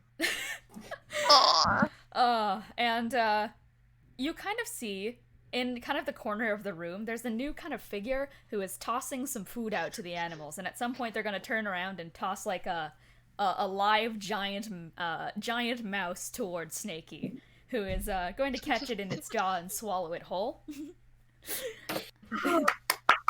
Oh my god, that's beautiful, Snaky. Snaky rattles excitedly, and you hear, "Oh, it is you!" It is me. And- What's this? And you see a little tabaxi. Oh. A certain chef tabaxi, actually. Yeah. Oh. You got me a job on here. How are they treating you? Oh, they've been treating me great. I got to deal with all of these lovely animals. And I make lots of food. Oh my god. Have you been making like gourmet meals for these animals? I have been making the best of giant rat. She pulls out another giant rat and throws it at Snaky. Oh my god. Aw. That's beautiful. Where do you get these giant rats from? Well, sometimes they drop me off in a big forest with giant animals in it, and I go and kill them myself.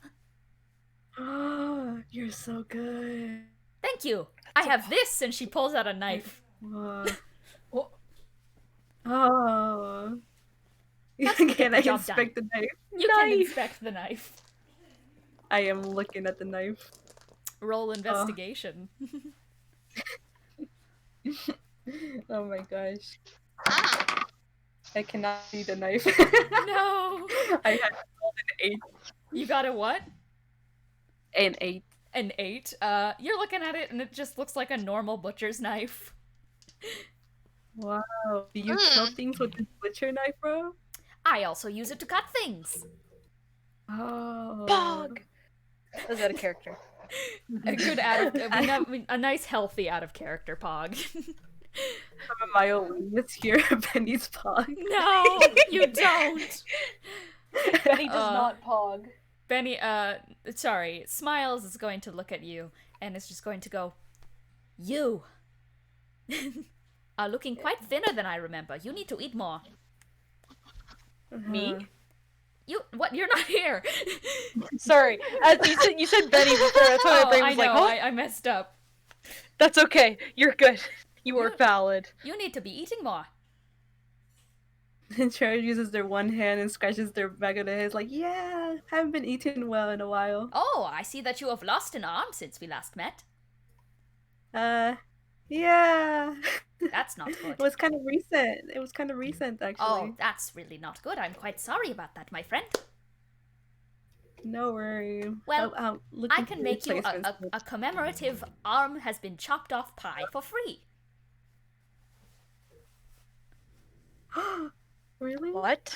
Yes, Yes, for me. on the house.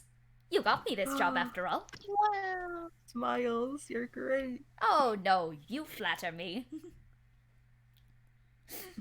Yeah. Well, I just finished feeding things up. I should head back to the kitchen. Do you mind if I come along? Oh yes, you can come right along, dear. Hey. And this small little tabaxi woman is gonna start leading you to the kitchen. Alright, what are the rest of y'all up to? Wilfred's just gonna start by going into his room. Fair I'm enough. just standing here. Simply standing. I'm looking forward to the drinks. Alright, you're heading to the bar. hmm I'm actually gonna call a quick break here. So Break Okay. time. break time. We'll be right Sounds like a good back. time for me to get back. Yeah. Oh, but we're going on a quick break. A quick break. So I'll see you guys in a second. Whoa. I'm gonna grab more chips ahoy. I'm gonna grab more chips ahoy. I I need to should, make another cup of coffee. should probably go to the bathroom. I'm Hold gonna go in. get a drink actually. Wow. So Yeah, I guess I'll be right back. Everybody went on clockwork.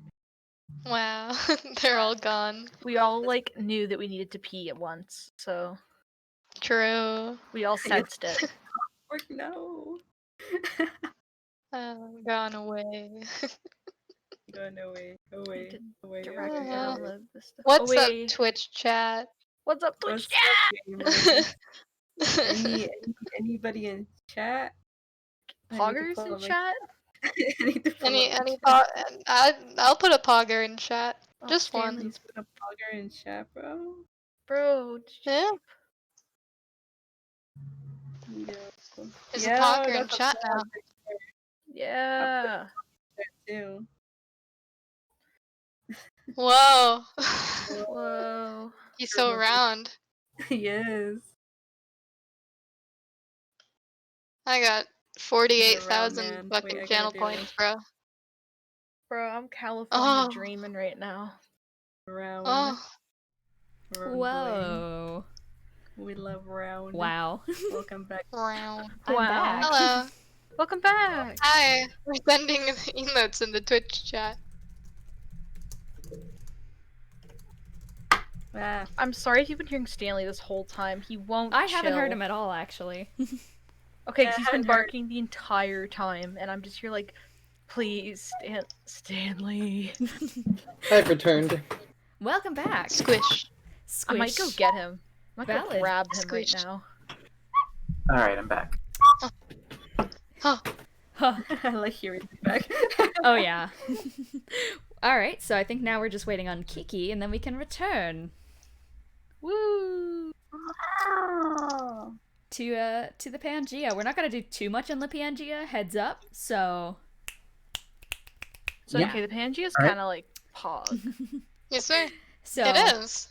The Pog and Pangea. yeah. As far as I know, Owen doesn't have any real place to go. Yeah, poor Oh, Owen. Owen doesn't That's drink true. or anything. They Oh, can get a room now. They can get a room. They can They just... have 2 vacant rooms. You We steal do one of have them. we do have 2 vacant rooms. That is true. All right. Well then, once Kiki's back, we can continue. For now, we just vibe. Woo! Okay. I'm having a good time with you guys. I just like to remind people. Thank you. I'm glad.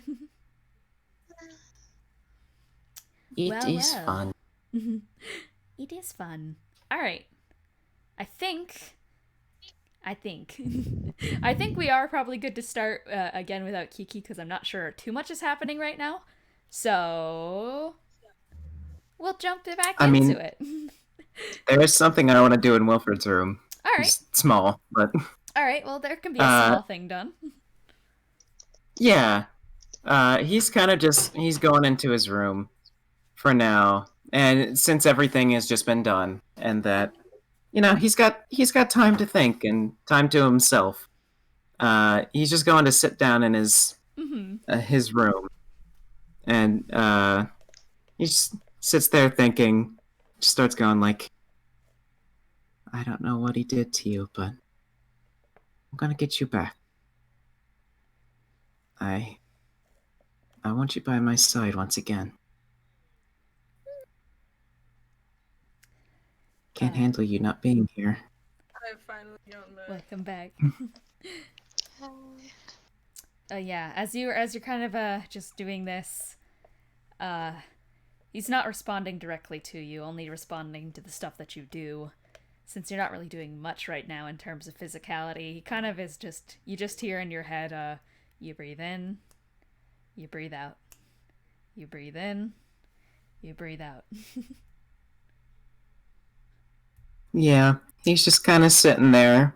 Mm-hmm. That's what he is doing for now. All right. Well then, how about everyone else? What is up with everyone? It's drink time. Are we doing a quick drinking game? Yeah. Just I real would quick, love because to. after everything that's happened, Benny just needs drink. Fair enough. Please. All right. Alcohol. Owen will Oh follow to no, the we're gonna bar. be drunk and going to see Ellie, and I'm in danger. Oh, That's no. alright though. Owen will follow to the bar just to Okay. watch what happens, but All right. We got obviously won't be drinking. We got a Oh spectator. yeah, So I can't get drunk. and we need those sometimes. you guys see kind of at the in the bar itself, there are 2 figures now manning the counter. Actually 3. You see good old Quentin TL Knives, who is chatting it up with Graham, and Web of Smiles, the little tabaxi, and Triao is being led into the kitchen. And Smiles is just going to go, "Hello, welcome to the new and improved kitchen and bar. Hi. Hello. This is wonderful. Oh, it is nice to see you again. Charpay like looks over at Thrux and I'm just like, we know her. She's great. Hey, y'all know me too. We also know them, but Nice to meet you. they're new normally folks. here. My name's Tio, and this is my husband, Graham. That's all. Yeah. Drops the husband on him. Graham is just gonna nudge him in the side and just go, "Shut up." But I'm guessing we're drinking here. I'd like that. All right. I would also like that. Game or just drinks? Honestly, just I mean, do we have drinks. enough for a game? Alright, we can just have drinks then. All right. It's been a time. All right. That's true. And then I'll get you something to sip on. And Graham's gonna head on off and get you a good old thing of some semi-sweet mead to drink on, Benny. Thank you.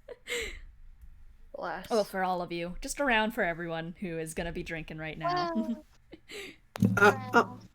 I'll go ahead and get some too. All right, you get yourself a little thing of meat as well, and Graham the bartender is gonna look up at you and just kind of go, "Oh, you look like a pirate. Are you a sailor? Correct, I am. You must hold your alcohol well then." Depends on the day.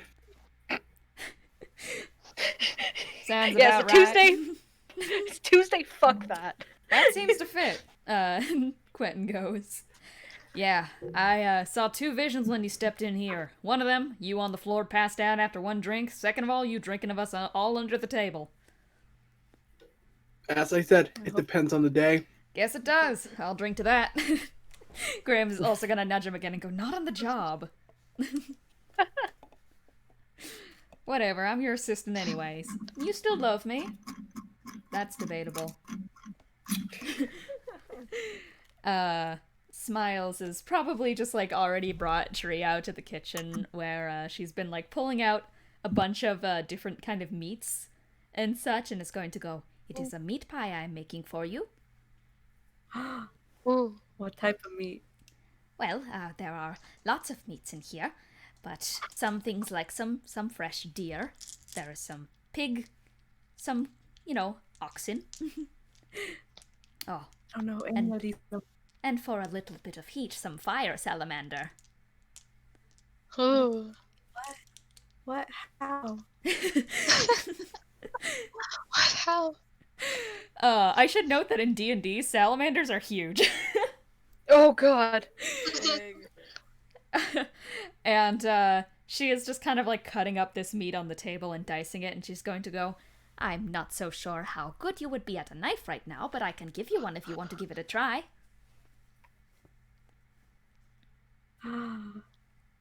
Really? Yes, you can start cutting some things up. Okay. Triao like excitedly grabs the knife. You grab a butcher knife and start kind of hacking with your one arm into into some of the meats, and she's just going to go, "Yes, get them into small cubes, small cubes." Mm-hmm. All right, I would like to have you roll for sleight of hand for cubing your meat. Meat cubing. Meat cubing. Oh. Okay, What is it? that's a good first one, but it's disadvantage because it's like one hand. Yeah. Wait, let me do one more for disadvantage. Oh! What? A nat one? Nat one? No! Why? Who said a nat one? That was a nat one. No. Not their other arm. Not their other arm. No. Trio goes for round 2, now completely armless.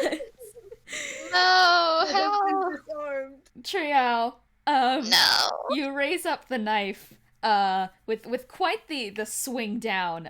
Smiles only has like a few seconds to get her paws out of the way, and she luckily does.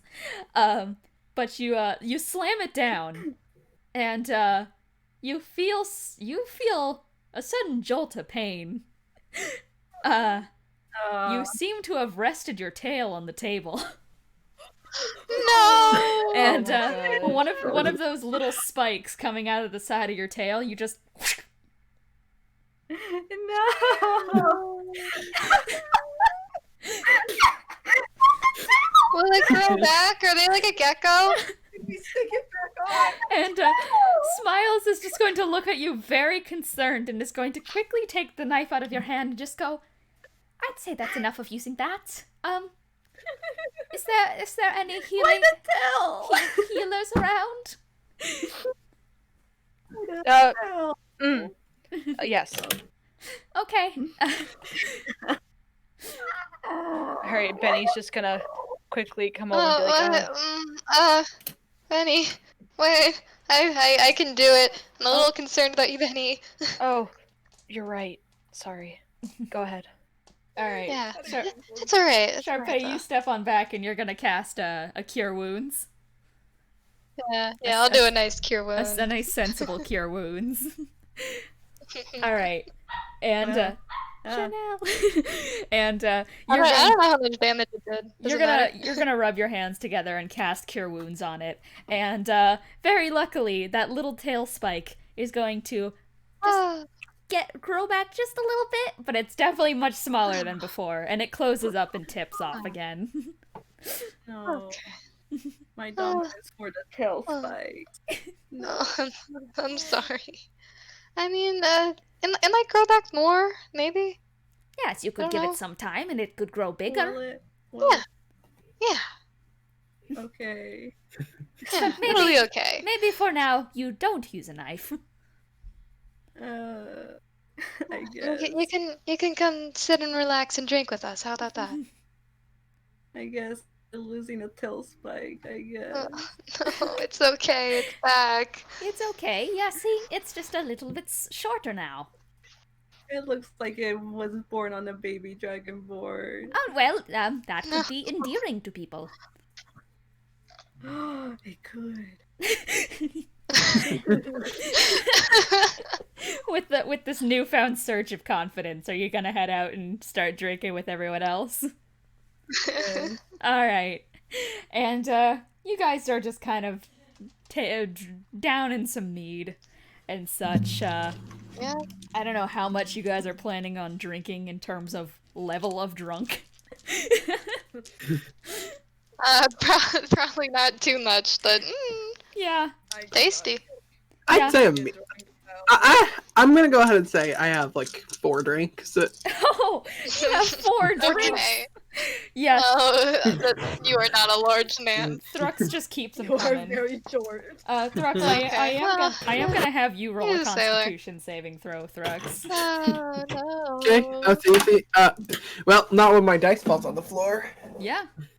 I'm guessing the rest of you guys are keeping it light to moderate.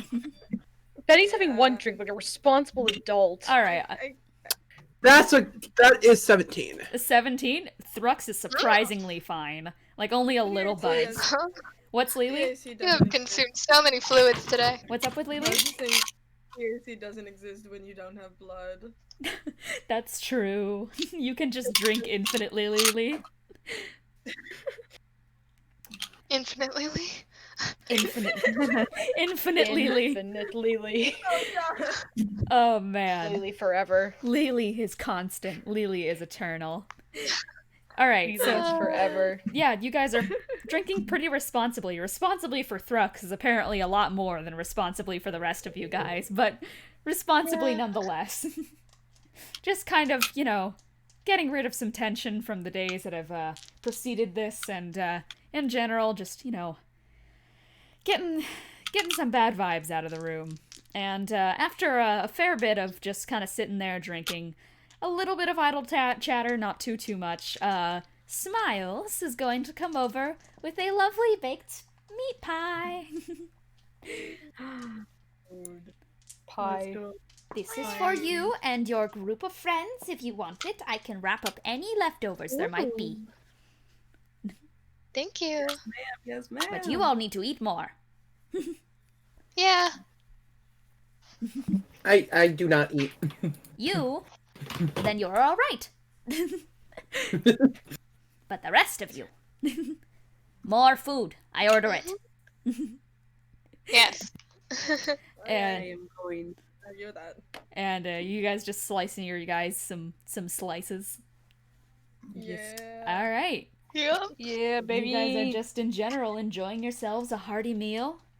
Just in general, once again, shaking off all the bad vibes from everything. Yeah. Oh yeah. Oh yeah, and it is a delicious pie. It's very well seasoned, perfect flavor. Like Triao, for once again, like for someone who's grown up with not the best access to good quality food, you're always in absolute heaven whenever Smiles gives you something. I'm going up, bitch, to heaven. No. And you guys are also given some bread rolls for the road. Bread rolls. Bread No, rolls. you have cinnamon bread. Bread. There is cinnamon bread too if you want some cinnamon bread. Oh, God. can we pack up some bread and bring it to Alien? Yeah, you guys can get some bread packed up. You guys are requesting a little bit of bread, and Smiles is just going to go, well, we Bread. have a lot of types of bread. We have some with raisins and cinnamon. We have some sourdoughs. Oh, Yes, some good Raisins. loaves. raisins. What are raisins here? Raisin. The raisin and What would cinnamon. Alien like? Yes, what's a raisin? Well, have you ever eaten a grape before? Have they? I don't feel think like they they have. have. Like maybe when they're venturing, like when they're older, but I feel like Yeah. I forgot. Yeah. Raisin. Have you had a grape before?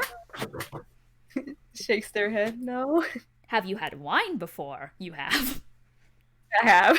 Wine is made out of grapes, which are these little berries. They look like this. She's going to walk over to this little pantry type thing and is going to pull out like a nice kind of ripe thing of grapes. These are grapes. So, if you lay a grape out in the sun, it gets Oh. shriveled up and turns into a tasty little raisin. Ah. What? Yes. She is going to hold the grape in her hand and like kind of like flick her wrist and such, and a bit of magic is going to swirl up her and it's going to turn into a raisin. She's going to slide it over to Triao for them to eat. Oh, grabs and eats. It tastes like a raisin. It's up to you to decide if Triao likes raisins or not.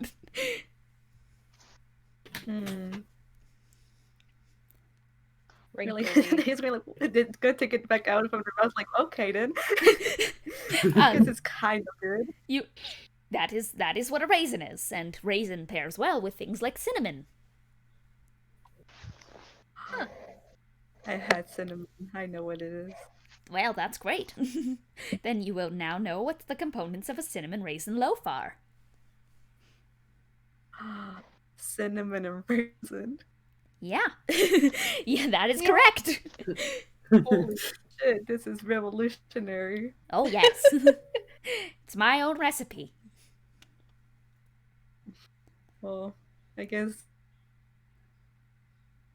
give us some for the road ahead. All right, she's gonna get you guys a nice little loaf of raisin and cinnamon bread, and some little sourdough buns for the road as well. And is gonna wrap your guys' bread up in a nice little cloth, tie the string up, and hand it over to you guys. Nice little loaves of bread. And this is an enchanted cloth that keeps your food nice and toasty. Yeah. That's incredible. All right. So, what are we doing now? I mean, I guess just kind of waiting until we get to Alien. That's true. Yeah, Pointedly Wilfred's looking away kind from of the relaxing in collector. his room. All right. Yeah, we Just vibing. sitting here, vibing. So, okay, I'm just confirming. So you guys are waiting to go to Alien instead of confronting Conductor now? Yeah. I mean, it's nice to have our ride. Make sure he doesn't kick us out. Yeah, at least not yet. I guess That's fair. true. I guess fair enough. Well then, We don't want our asses handed to us quite yet. I guess then, does anyone Yeah. have anything mean to say? Does anyone have anything else to get done on the Pangea? Not, I don't. No, I don't. I mean, we're gonna get back on. It's all right. Fair enough. we're just relaxed. We'll be I'm back. thinking about shopping, but maybe not right now. Yeah, fair enough, fair enough. So, cool. I guess then, if no one has any objections, then you guys continue on your way on the Pangea. And it's about a day's trip from where you are in Arrows down to Sunder. And the kind of day is the days are passed a little bit in general, some comfort, some quiet. Not really many people come to bother you at any points. Kind of just hanging out in your rooms, just recuperating and such. Owen and Thrux, you guys are given your own rooms on the Pangea and such. So overall, pretty safe and normal visit. But it takes like the entire day to kind of get to the destination. And by the time you're there, it is about nighttime. And yeah, I'm just once again last call. I mean, Wilfred just kind of like, once he feels it stop, that's when he decides to exit and get to the rest of the party. Okay. Just walks up. How have you guys been?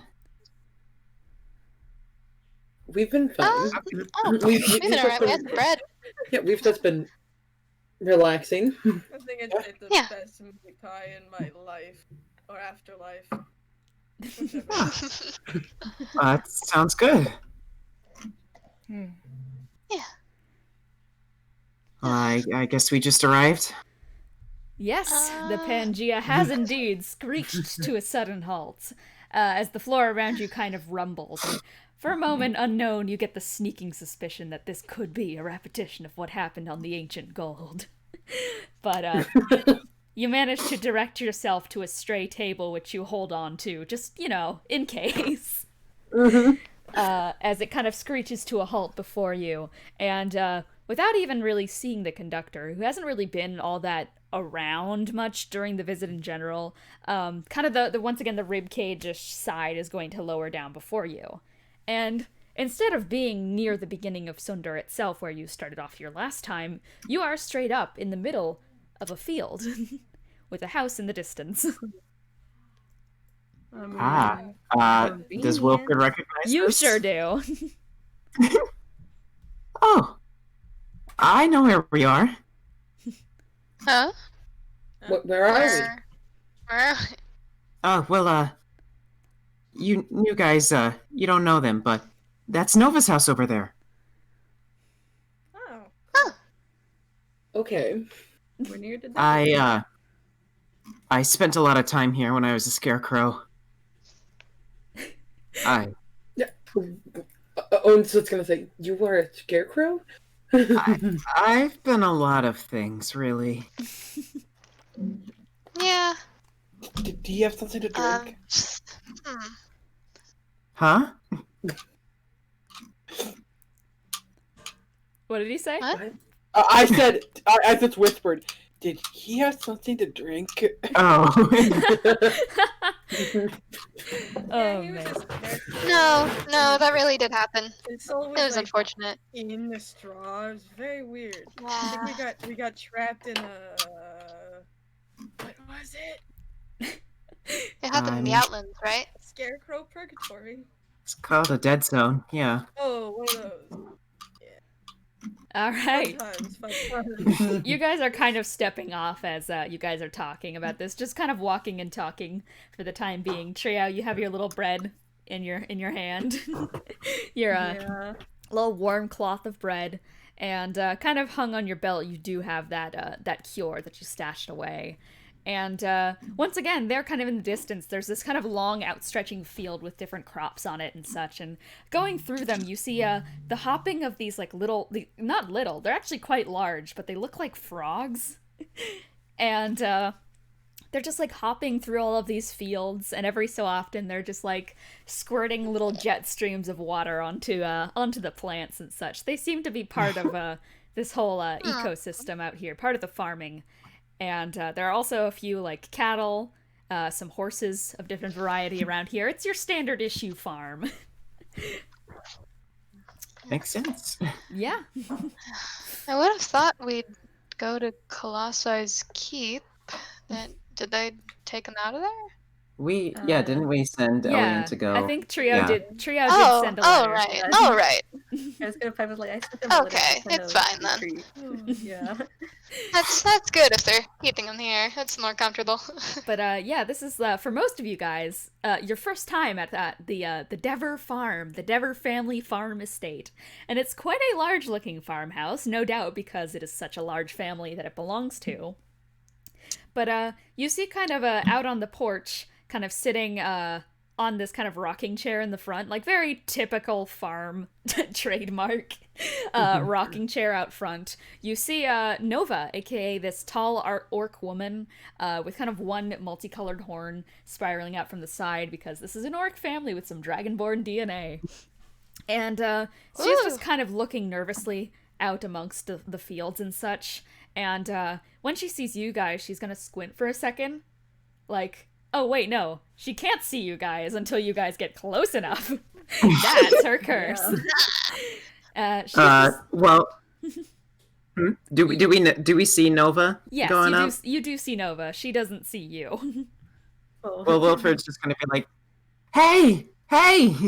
Huh? Nova! It's Oh! us! Oh! And she's gonna get up off and she's gonna, like, go, you guys are gonna have to come closer. That's the plan. That's alright. We're coming. And as you guys walk over and kind of enter her field of vision and such, she's going to get this kind of smile on her face and just go, "Hey, Wilfred!" And is gonna hold out a hand for the handshake. I guess Wilfred does the same thing. They do the secret little handshake that they worked on when Wilfred and such was staying at the farm for a good while. It is the sickest handshake, I should make note of. And when it's over, she's gonna scan you all with like a sudden face of like realization, like, oh, you guys, you have it, don't you? To fix Elle? Yeah. Oh, okay. Yeah, I do. Okay, good. Then come inside. We also got bread. Oh, that's great. And she is going to quickly just like open up the door. And on the inside, kind of sitting in this the living room area, or kind of the entrance area, it leads into a living room, where sitting at a table is just Winestraw, who's just a scarecrow. Legit just an animated scarecrow. And he's just kind of sitting there, and he goes, "Hey! Nice to see you!" Oh! Hey, yeah, Winestraw. Hey! Hey, Wilfred! So you're looking a lot less strawy than the last time I saw you. Yeah. Now I've got, these. Hey, He just well, points to his horns. Different problems now. I guess you're more Dever than you are Scarecrow now. Horns. I suppose. Well, as much as I would love to catch up right now, I think we should, address the matter at hand. And yeah. Nova is just going to start leading you guys through the house. It's once again quite a large house, but very homey. There's a bunch of paintings on the wall. Some of them are of figures you guys have seen, that being the Devers themselves, of varying different age ranges, and others are ones that you have not yet seen before. Different orcs and dragonborn and such of all different shape and size. There seems to be a large extended family when it comes to the Devers themselves. But there is kind of little time to examine all of the trinkets and lovely items perched upon each and every shelf and every nook and cranny of the Dever household, as you guys are brought around kind of outside of the dining/entrance area into a more like lounge-ish area as a whole, where in the middle of the room there's just papers kind of thrown everywhere. Research papers. You guys have seen this type of mess before in one household in particular. And it's a lot more scattered than it normally would be in Elian's home, but it seems his research is important enough to him that he would bring it with him even during this scenario. And then in the middle of the room, it's almost like all of the tables and chairs and such have been pushed to the side just to make room for him. And he's laying on the ground, seemingly too big to get himself onto any bed or other comfortable place, so it's just this large, bird-like, like, massive, bloated creature on the ground, which you recognize as the figure of the penetrified Elian Dever. And his breathing is very heavy and strained, and he seems to be, like, if not asleep, kind of in a feverish state of half-awake and such, where his eyes are open, but he doesn't seem to be able to make eye contact at the moment, seemingly just staring off at some paper that you guys kind of doubt that he can even understand right now. And once again, it is just heavy breathing, and every once in a while he just is racked with this really heavy, throaty, and painful cough. Wilfred looks over to Triao, just says, you got this. Yeah. Trail kind of jumps up and down for a little bit before walking very slowly to Alien. And he's still kind of in this feverish state, kind of looking down, eyes half kind of squinted. They're very watery. Have you ever cut onions before? It's just kind of that wateriness where it seems to be very hard to get it away from the eyes itself, almost like they're stinging, and he seems to be in quite a lot of discomfort in general. They're gonna put their only hand out slowly and say, "My love, I'm here. We got the cure. May I come closer to you?" The head of this creature and such just slowly lifts up. It's almost like it's way too heavy to be lifted, as it's gonna turn to you, just very slowly, and kind of the head just ends up plopping back down on the ground because it seems too much for him to be really moving all that much right now. But he kind of is blinking really heavily to try and get some of those that wateriness out of his eyes, but he seems to be trying to get a good look at you, and you see a clawed hand kind of tense a little bit and then try to skitter forwards a bit towards you. Oh. I slowly start to kneel down and grab the cure and yes. This will hurt for a bit, but yes, stay down. Yes, be calm. All right. So in this form, Elian has a fair few sets of broken, tattered wings that don't seem to support his body weight, and they just kind of flutter a little bit, almost in an almost frantic way, but they quickly kind of settle down, and you see the tiniest nod. I kind of struggle to pop the vial since I just kind of used the teeth to get it open, and then I tried to give it to him. All right, and it's quite a struggle with one arm since he doesn't seem to be able to really open his mouth on his own. So you might need some assistance someone there. else to help, yeah. Yeah. Looks back at the party. Wilfred can come help. Yeah. I mean, Also he's come help. he has been a curse beast, so he gets it. Bennie, Same hat. Bennie and Wilfred, those who are in the most solidarity of Elian right now, are both going to be instantly walking over, kind of not repulsed, really, by it at this point. And they're both going to, take one side and, do, a 3, 2, 1, and then open it up, because it's quite heavy. And Triao, you're just going to, reach for the back of the throat and pour it in, as Wilfred and Bennie, you guys kind of lift the head up and such, trying to make sure that it gets down and it's swallowed. And there's a little bit of gurgling noises, isn't sure how to swallow that properly, but after a second of just trying to keep this mouth closed and neck kind of tilted up, you hear it go down. And you guys just kind of set Elian on the ground. Where That works. he instantly begins to start flailing. And it's Wilfred backs up. yeah, Wilfred, you instantly take a step back.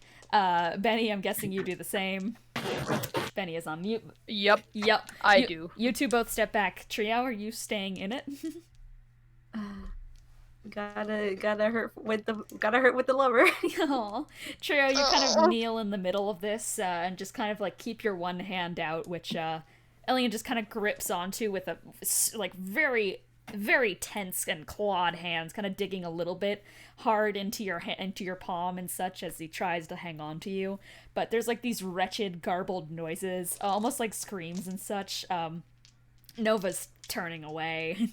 And it's less pretty than Wilfred's transformation, which involved a lot of white and shimmering lights, but to get rid of a blood curse, it's a lot less pretty, as stuff is retracting very physically, and stuff is popping back into place, and you can almost hear the sounds of bones breaking and reforming themselves, and stuff is kind of warping a little bit like silly putty as it's getting brought back into its original shape. And Triao, you are going to take 4 points of slashing damage as some flailed claws and such kind of hack and slash at you just a little bit, but you're staying there and you're keeping guard over him. You know that he doesn't mean to be doing this and that he's just in pain. And as you guys all kind of watch this subside, there's no glowing white light this time to cover up what the retransformation looks like, since this wasn't pure Penethra.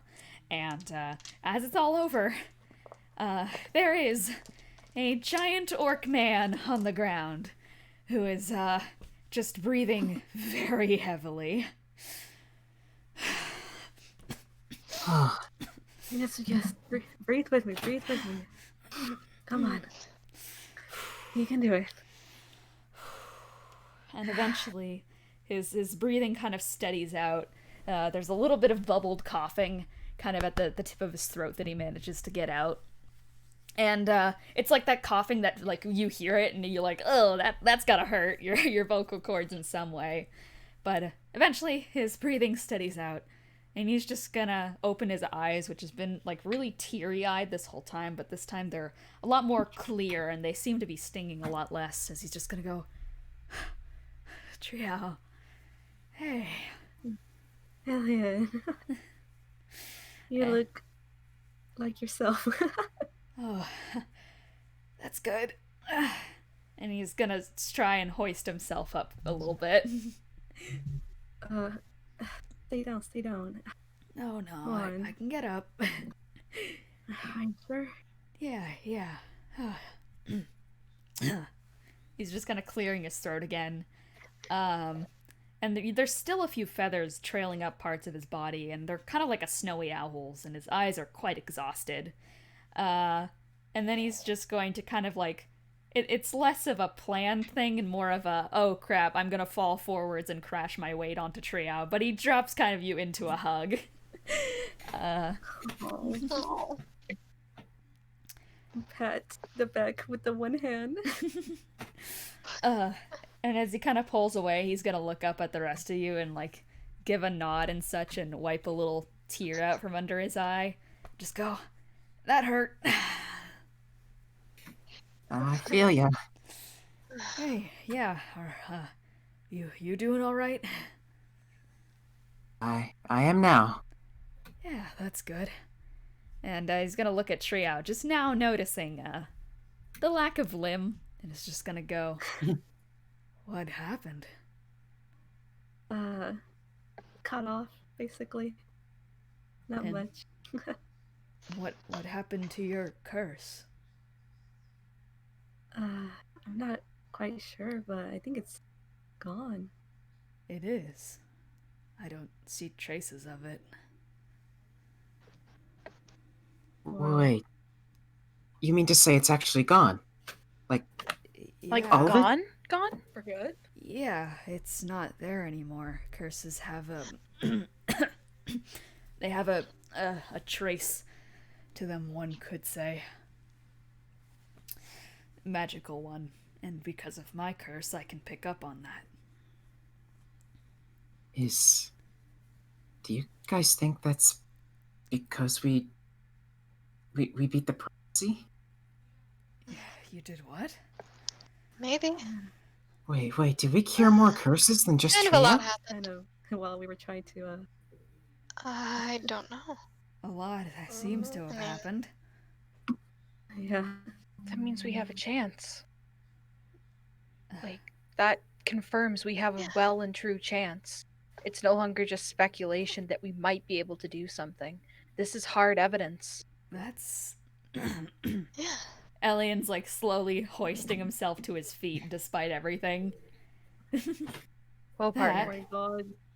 You dumbass. That's a breakthrough. Huh. That's great.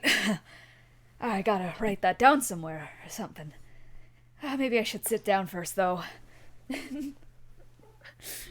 please do definitely. sit. He's, You need to rest. He's gonna stumble on over to a couch and just kind of flop down on it.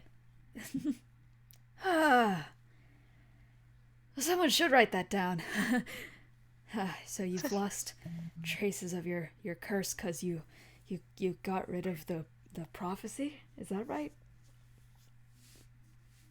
That's, I mean, that's the idea. Wow. Yeah, lots happened since I've been out, I guess. Oh, nice to meet you two as well. I'm Ellie Dever. That's my sister Nova. Hey, yeah, I own this estate. That over there was Wine Straw. And, well, we have another brother running around here, but who knows when he'll turn up.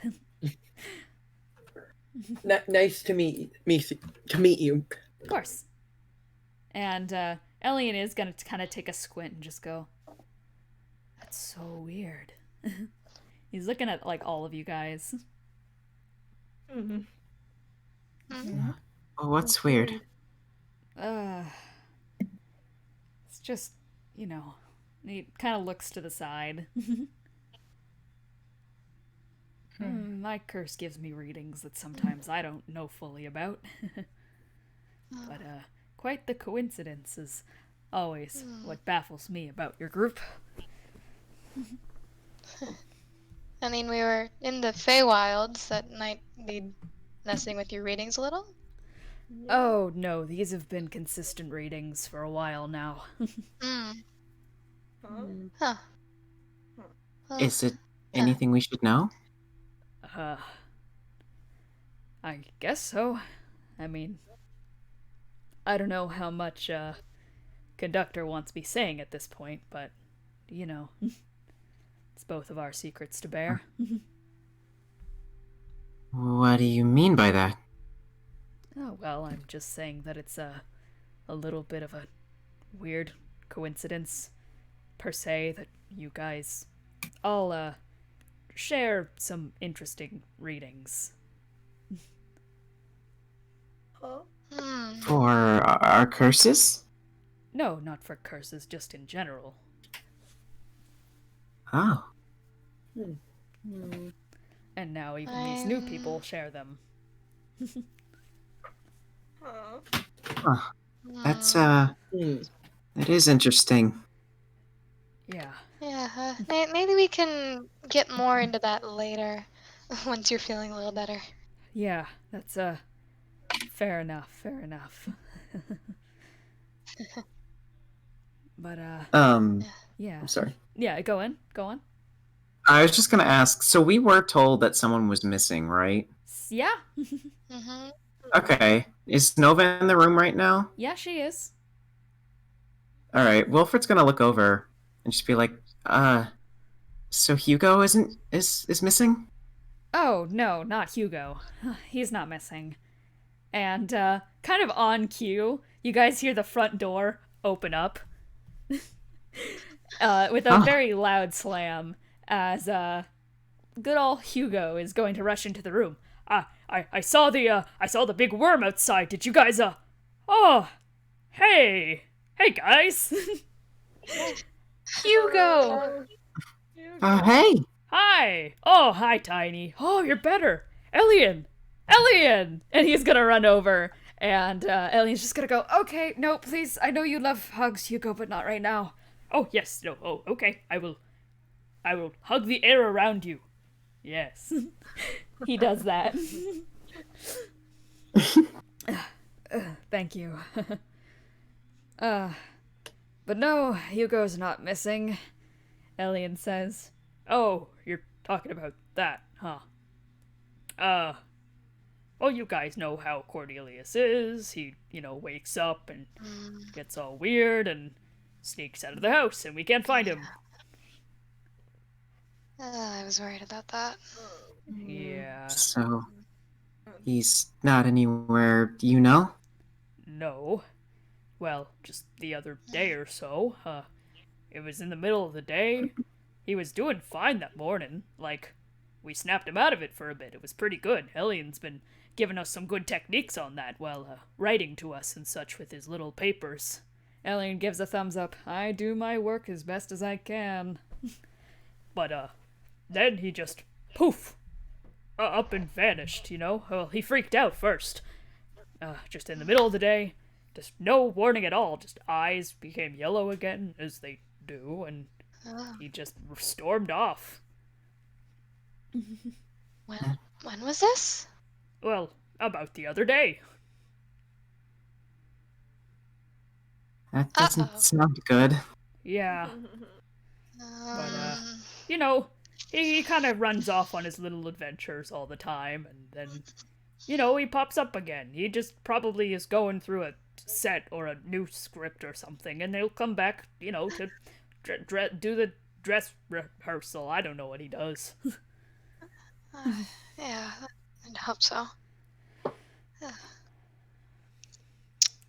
Mm. Well, I'm I'm sorry. sorry. That sounds pretty stressful. Yeah, I'm trying to keep a smile about it though, so, he gives a half smile, like obviously one that he's forcing on, but no. he's Aw. doing his best. You know how he is. Yeah, I'm sure he'll turn up. Yeah, no, he'll be back soon enough. Yeah, I'm sure. Yeah, but yeah, none of us are missing, thankfully. Last time I checked, we're all still here, right? Yes, Hugo, we're right here.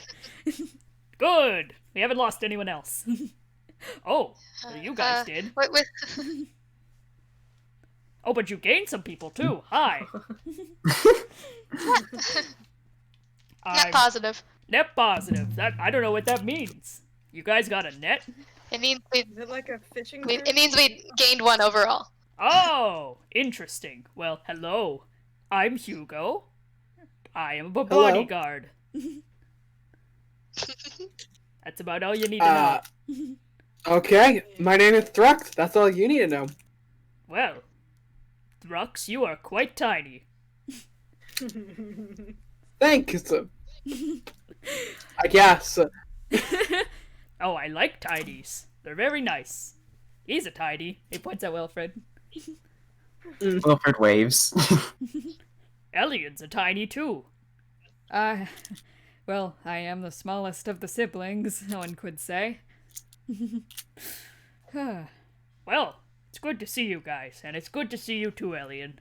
I, should probably, keep looking though, so, just stopping in. Yeah, I wish you good luck with that. Oh, thank you. He's just, curse, wacky, Yeah. Well, It does happen. I'll talk to you guys later. Yeah, Bye. see Bye! And, safe. And those letters. he's, just gonna kind of rummage around for a second on the side of the room and, pick up his gemstone hammer and then leave. All right. And, Hugo. that is all. As Hugo is leaving, I'm just like, Charpay just kind of looks over her shoulder and like, I don't really know how to describe the look, but she is looking very intently at Bennie, like, fucking uh-oh. Huh? We can talk about that later. Okay. I mean, Bennie it just kind of applies to everyone, nods. but yeah. Bennie's Yeah, just Charpay been listening she just for kind the of puts her most hands part. on her hips, just like, Yeah. Bennie's just been listening since I've been quiet. Bennie's just been listening for the most part, kind of just taking everything in. The words from earlier still got him a little bit. yeah, valid. So if anything, valid. he's just more on the listening side of things today. Well, not to, interrupt anything, Alien pipes up.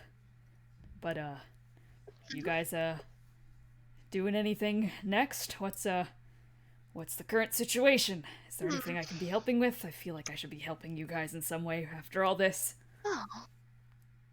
I mean, it's alright. No rush at all, but, well, what are we doing? I don't think we're sure. There's a lot of different ways we could go. No clue. I still want to find out what's in my head.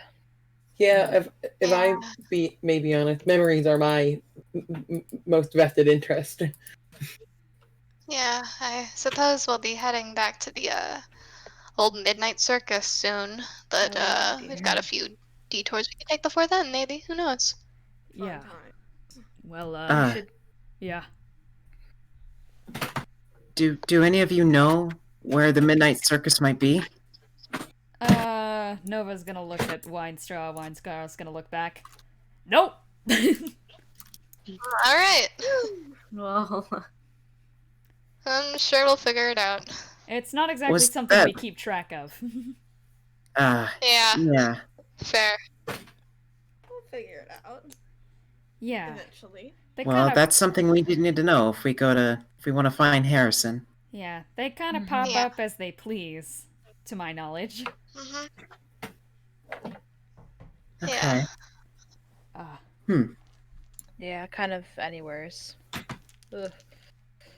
if you don't mind me interjecting, then, Elian's just going to kind of gesture at all of the papers on the ground, and just go, I can't really move that much right now. Do you guys mind helping me with those?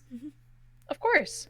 Oh, yeah, of course. You know, You guys just kind of start going at it and picking up all the papers, and after a while you hand them all to Elian, and he's gonna do that thing where like he readjusts them by like tapping them on his knee, and he's just going to kind of get them pressed into a good formation and just go, I've been keeping myself busy, I guess.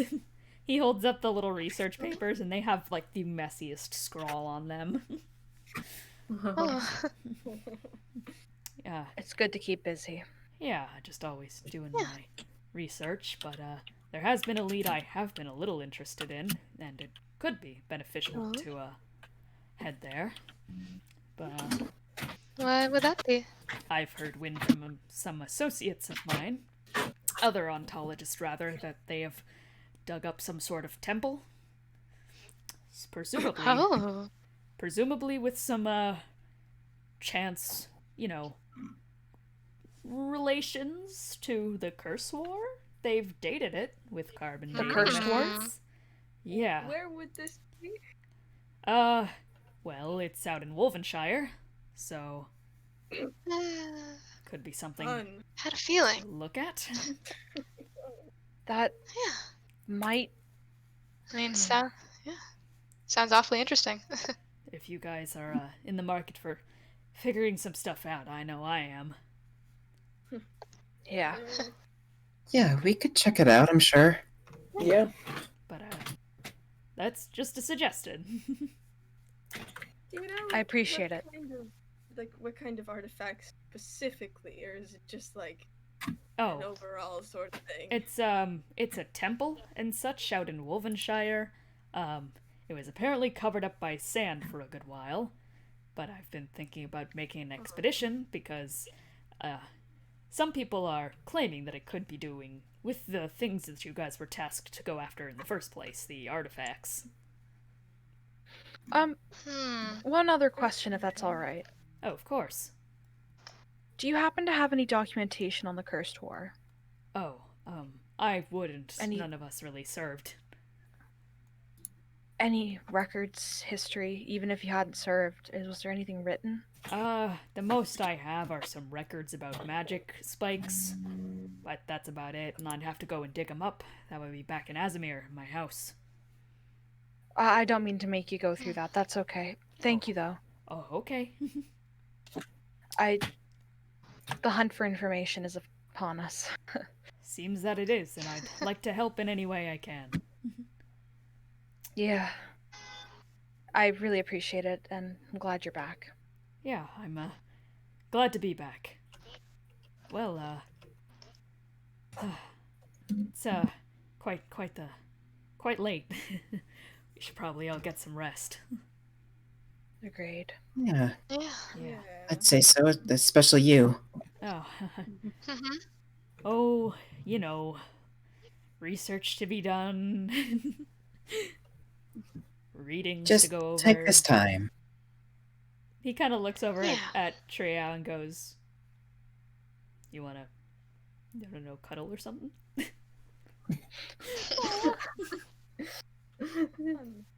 Maybe. I think we It's could been a use a while. good rest if that's the case. Solomon, yes. What the hell? All right. All right then. And kind of with that, we're gonna end the session off there. Whoa. All right. Wow. Wow. Wacky Things to moments. do. Whoa. Whoa! Whoa, let's zoom through those closing remarks. Wow. Egg. Yeah, I'm excited to see what things happen next. Oh yeah. Brain dying. Valid. So not what to say. Valid. Cole. Lots of things are becoming uncovered. Whoa. We're learning. Jim. Jim. Oh, sorry, I'm Jim. Hi. Uh-oh. That's my closing remark. That's all. Eon. The moment we heard someone left, we were like, "Oh, it's Cornelius," and look at us now. Look at us now. It is Cornelius. Which other bitch would go missing other than that man? Little did you guys know that it was only so that Cole did not have to play 2 characters in one scene. My tactical plot points. Kiki! I don't know. There you go. Yeah, fair enough. Snorp. We're learning more about Owen's past in like mysterious ways, I feel. We are. Ominous questions are being raised. Ooh. And criminal crime. This is always the best part of my week, and it continues to be. Thank you. Well, tune in next week where we're hopefully back on the road again. Hot on the trail. Goodbye.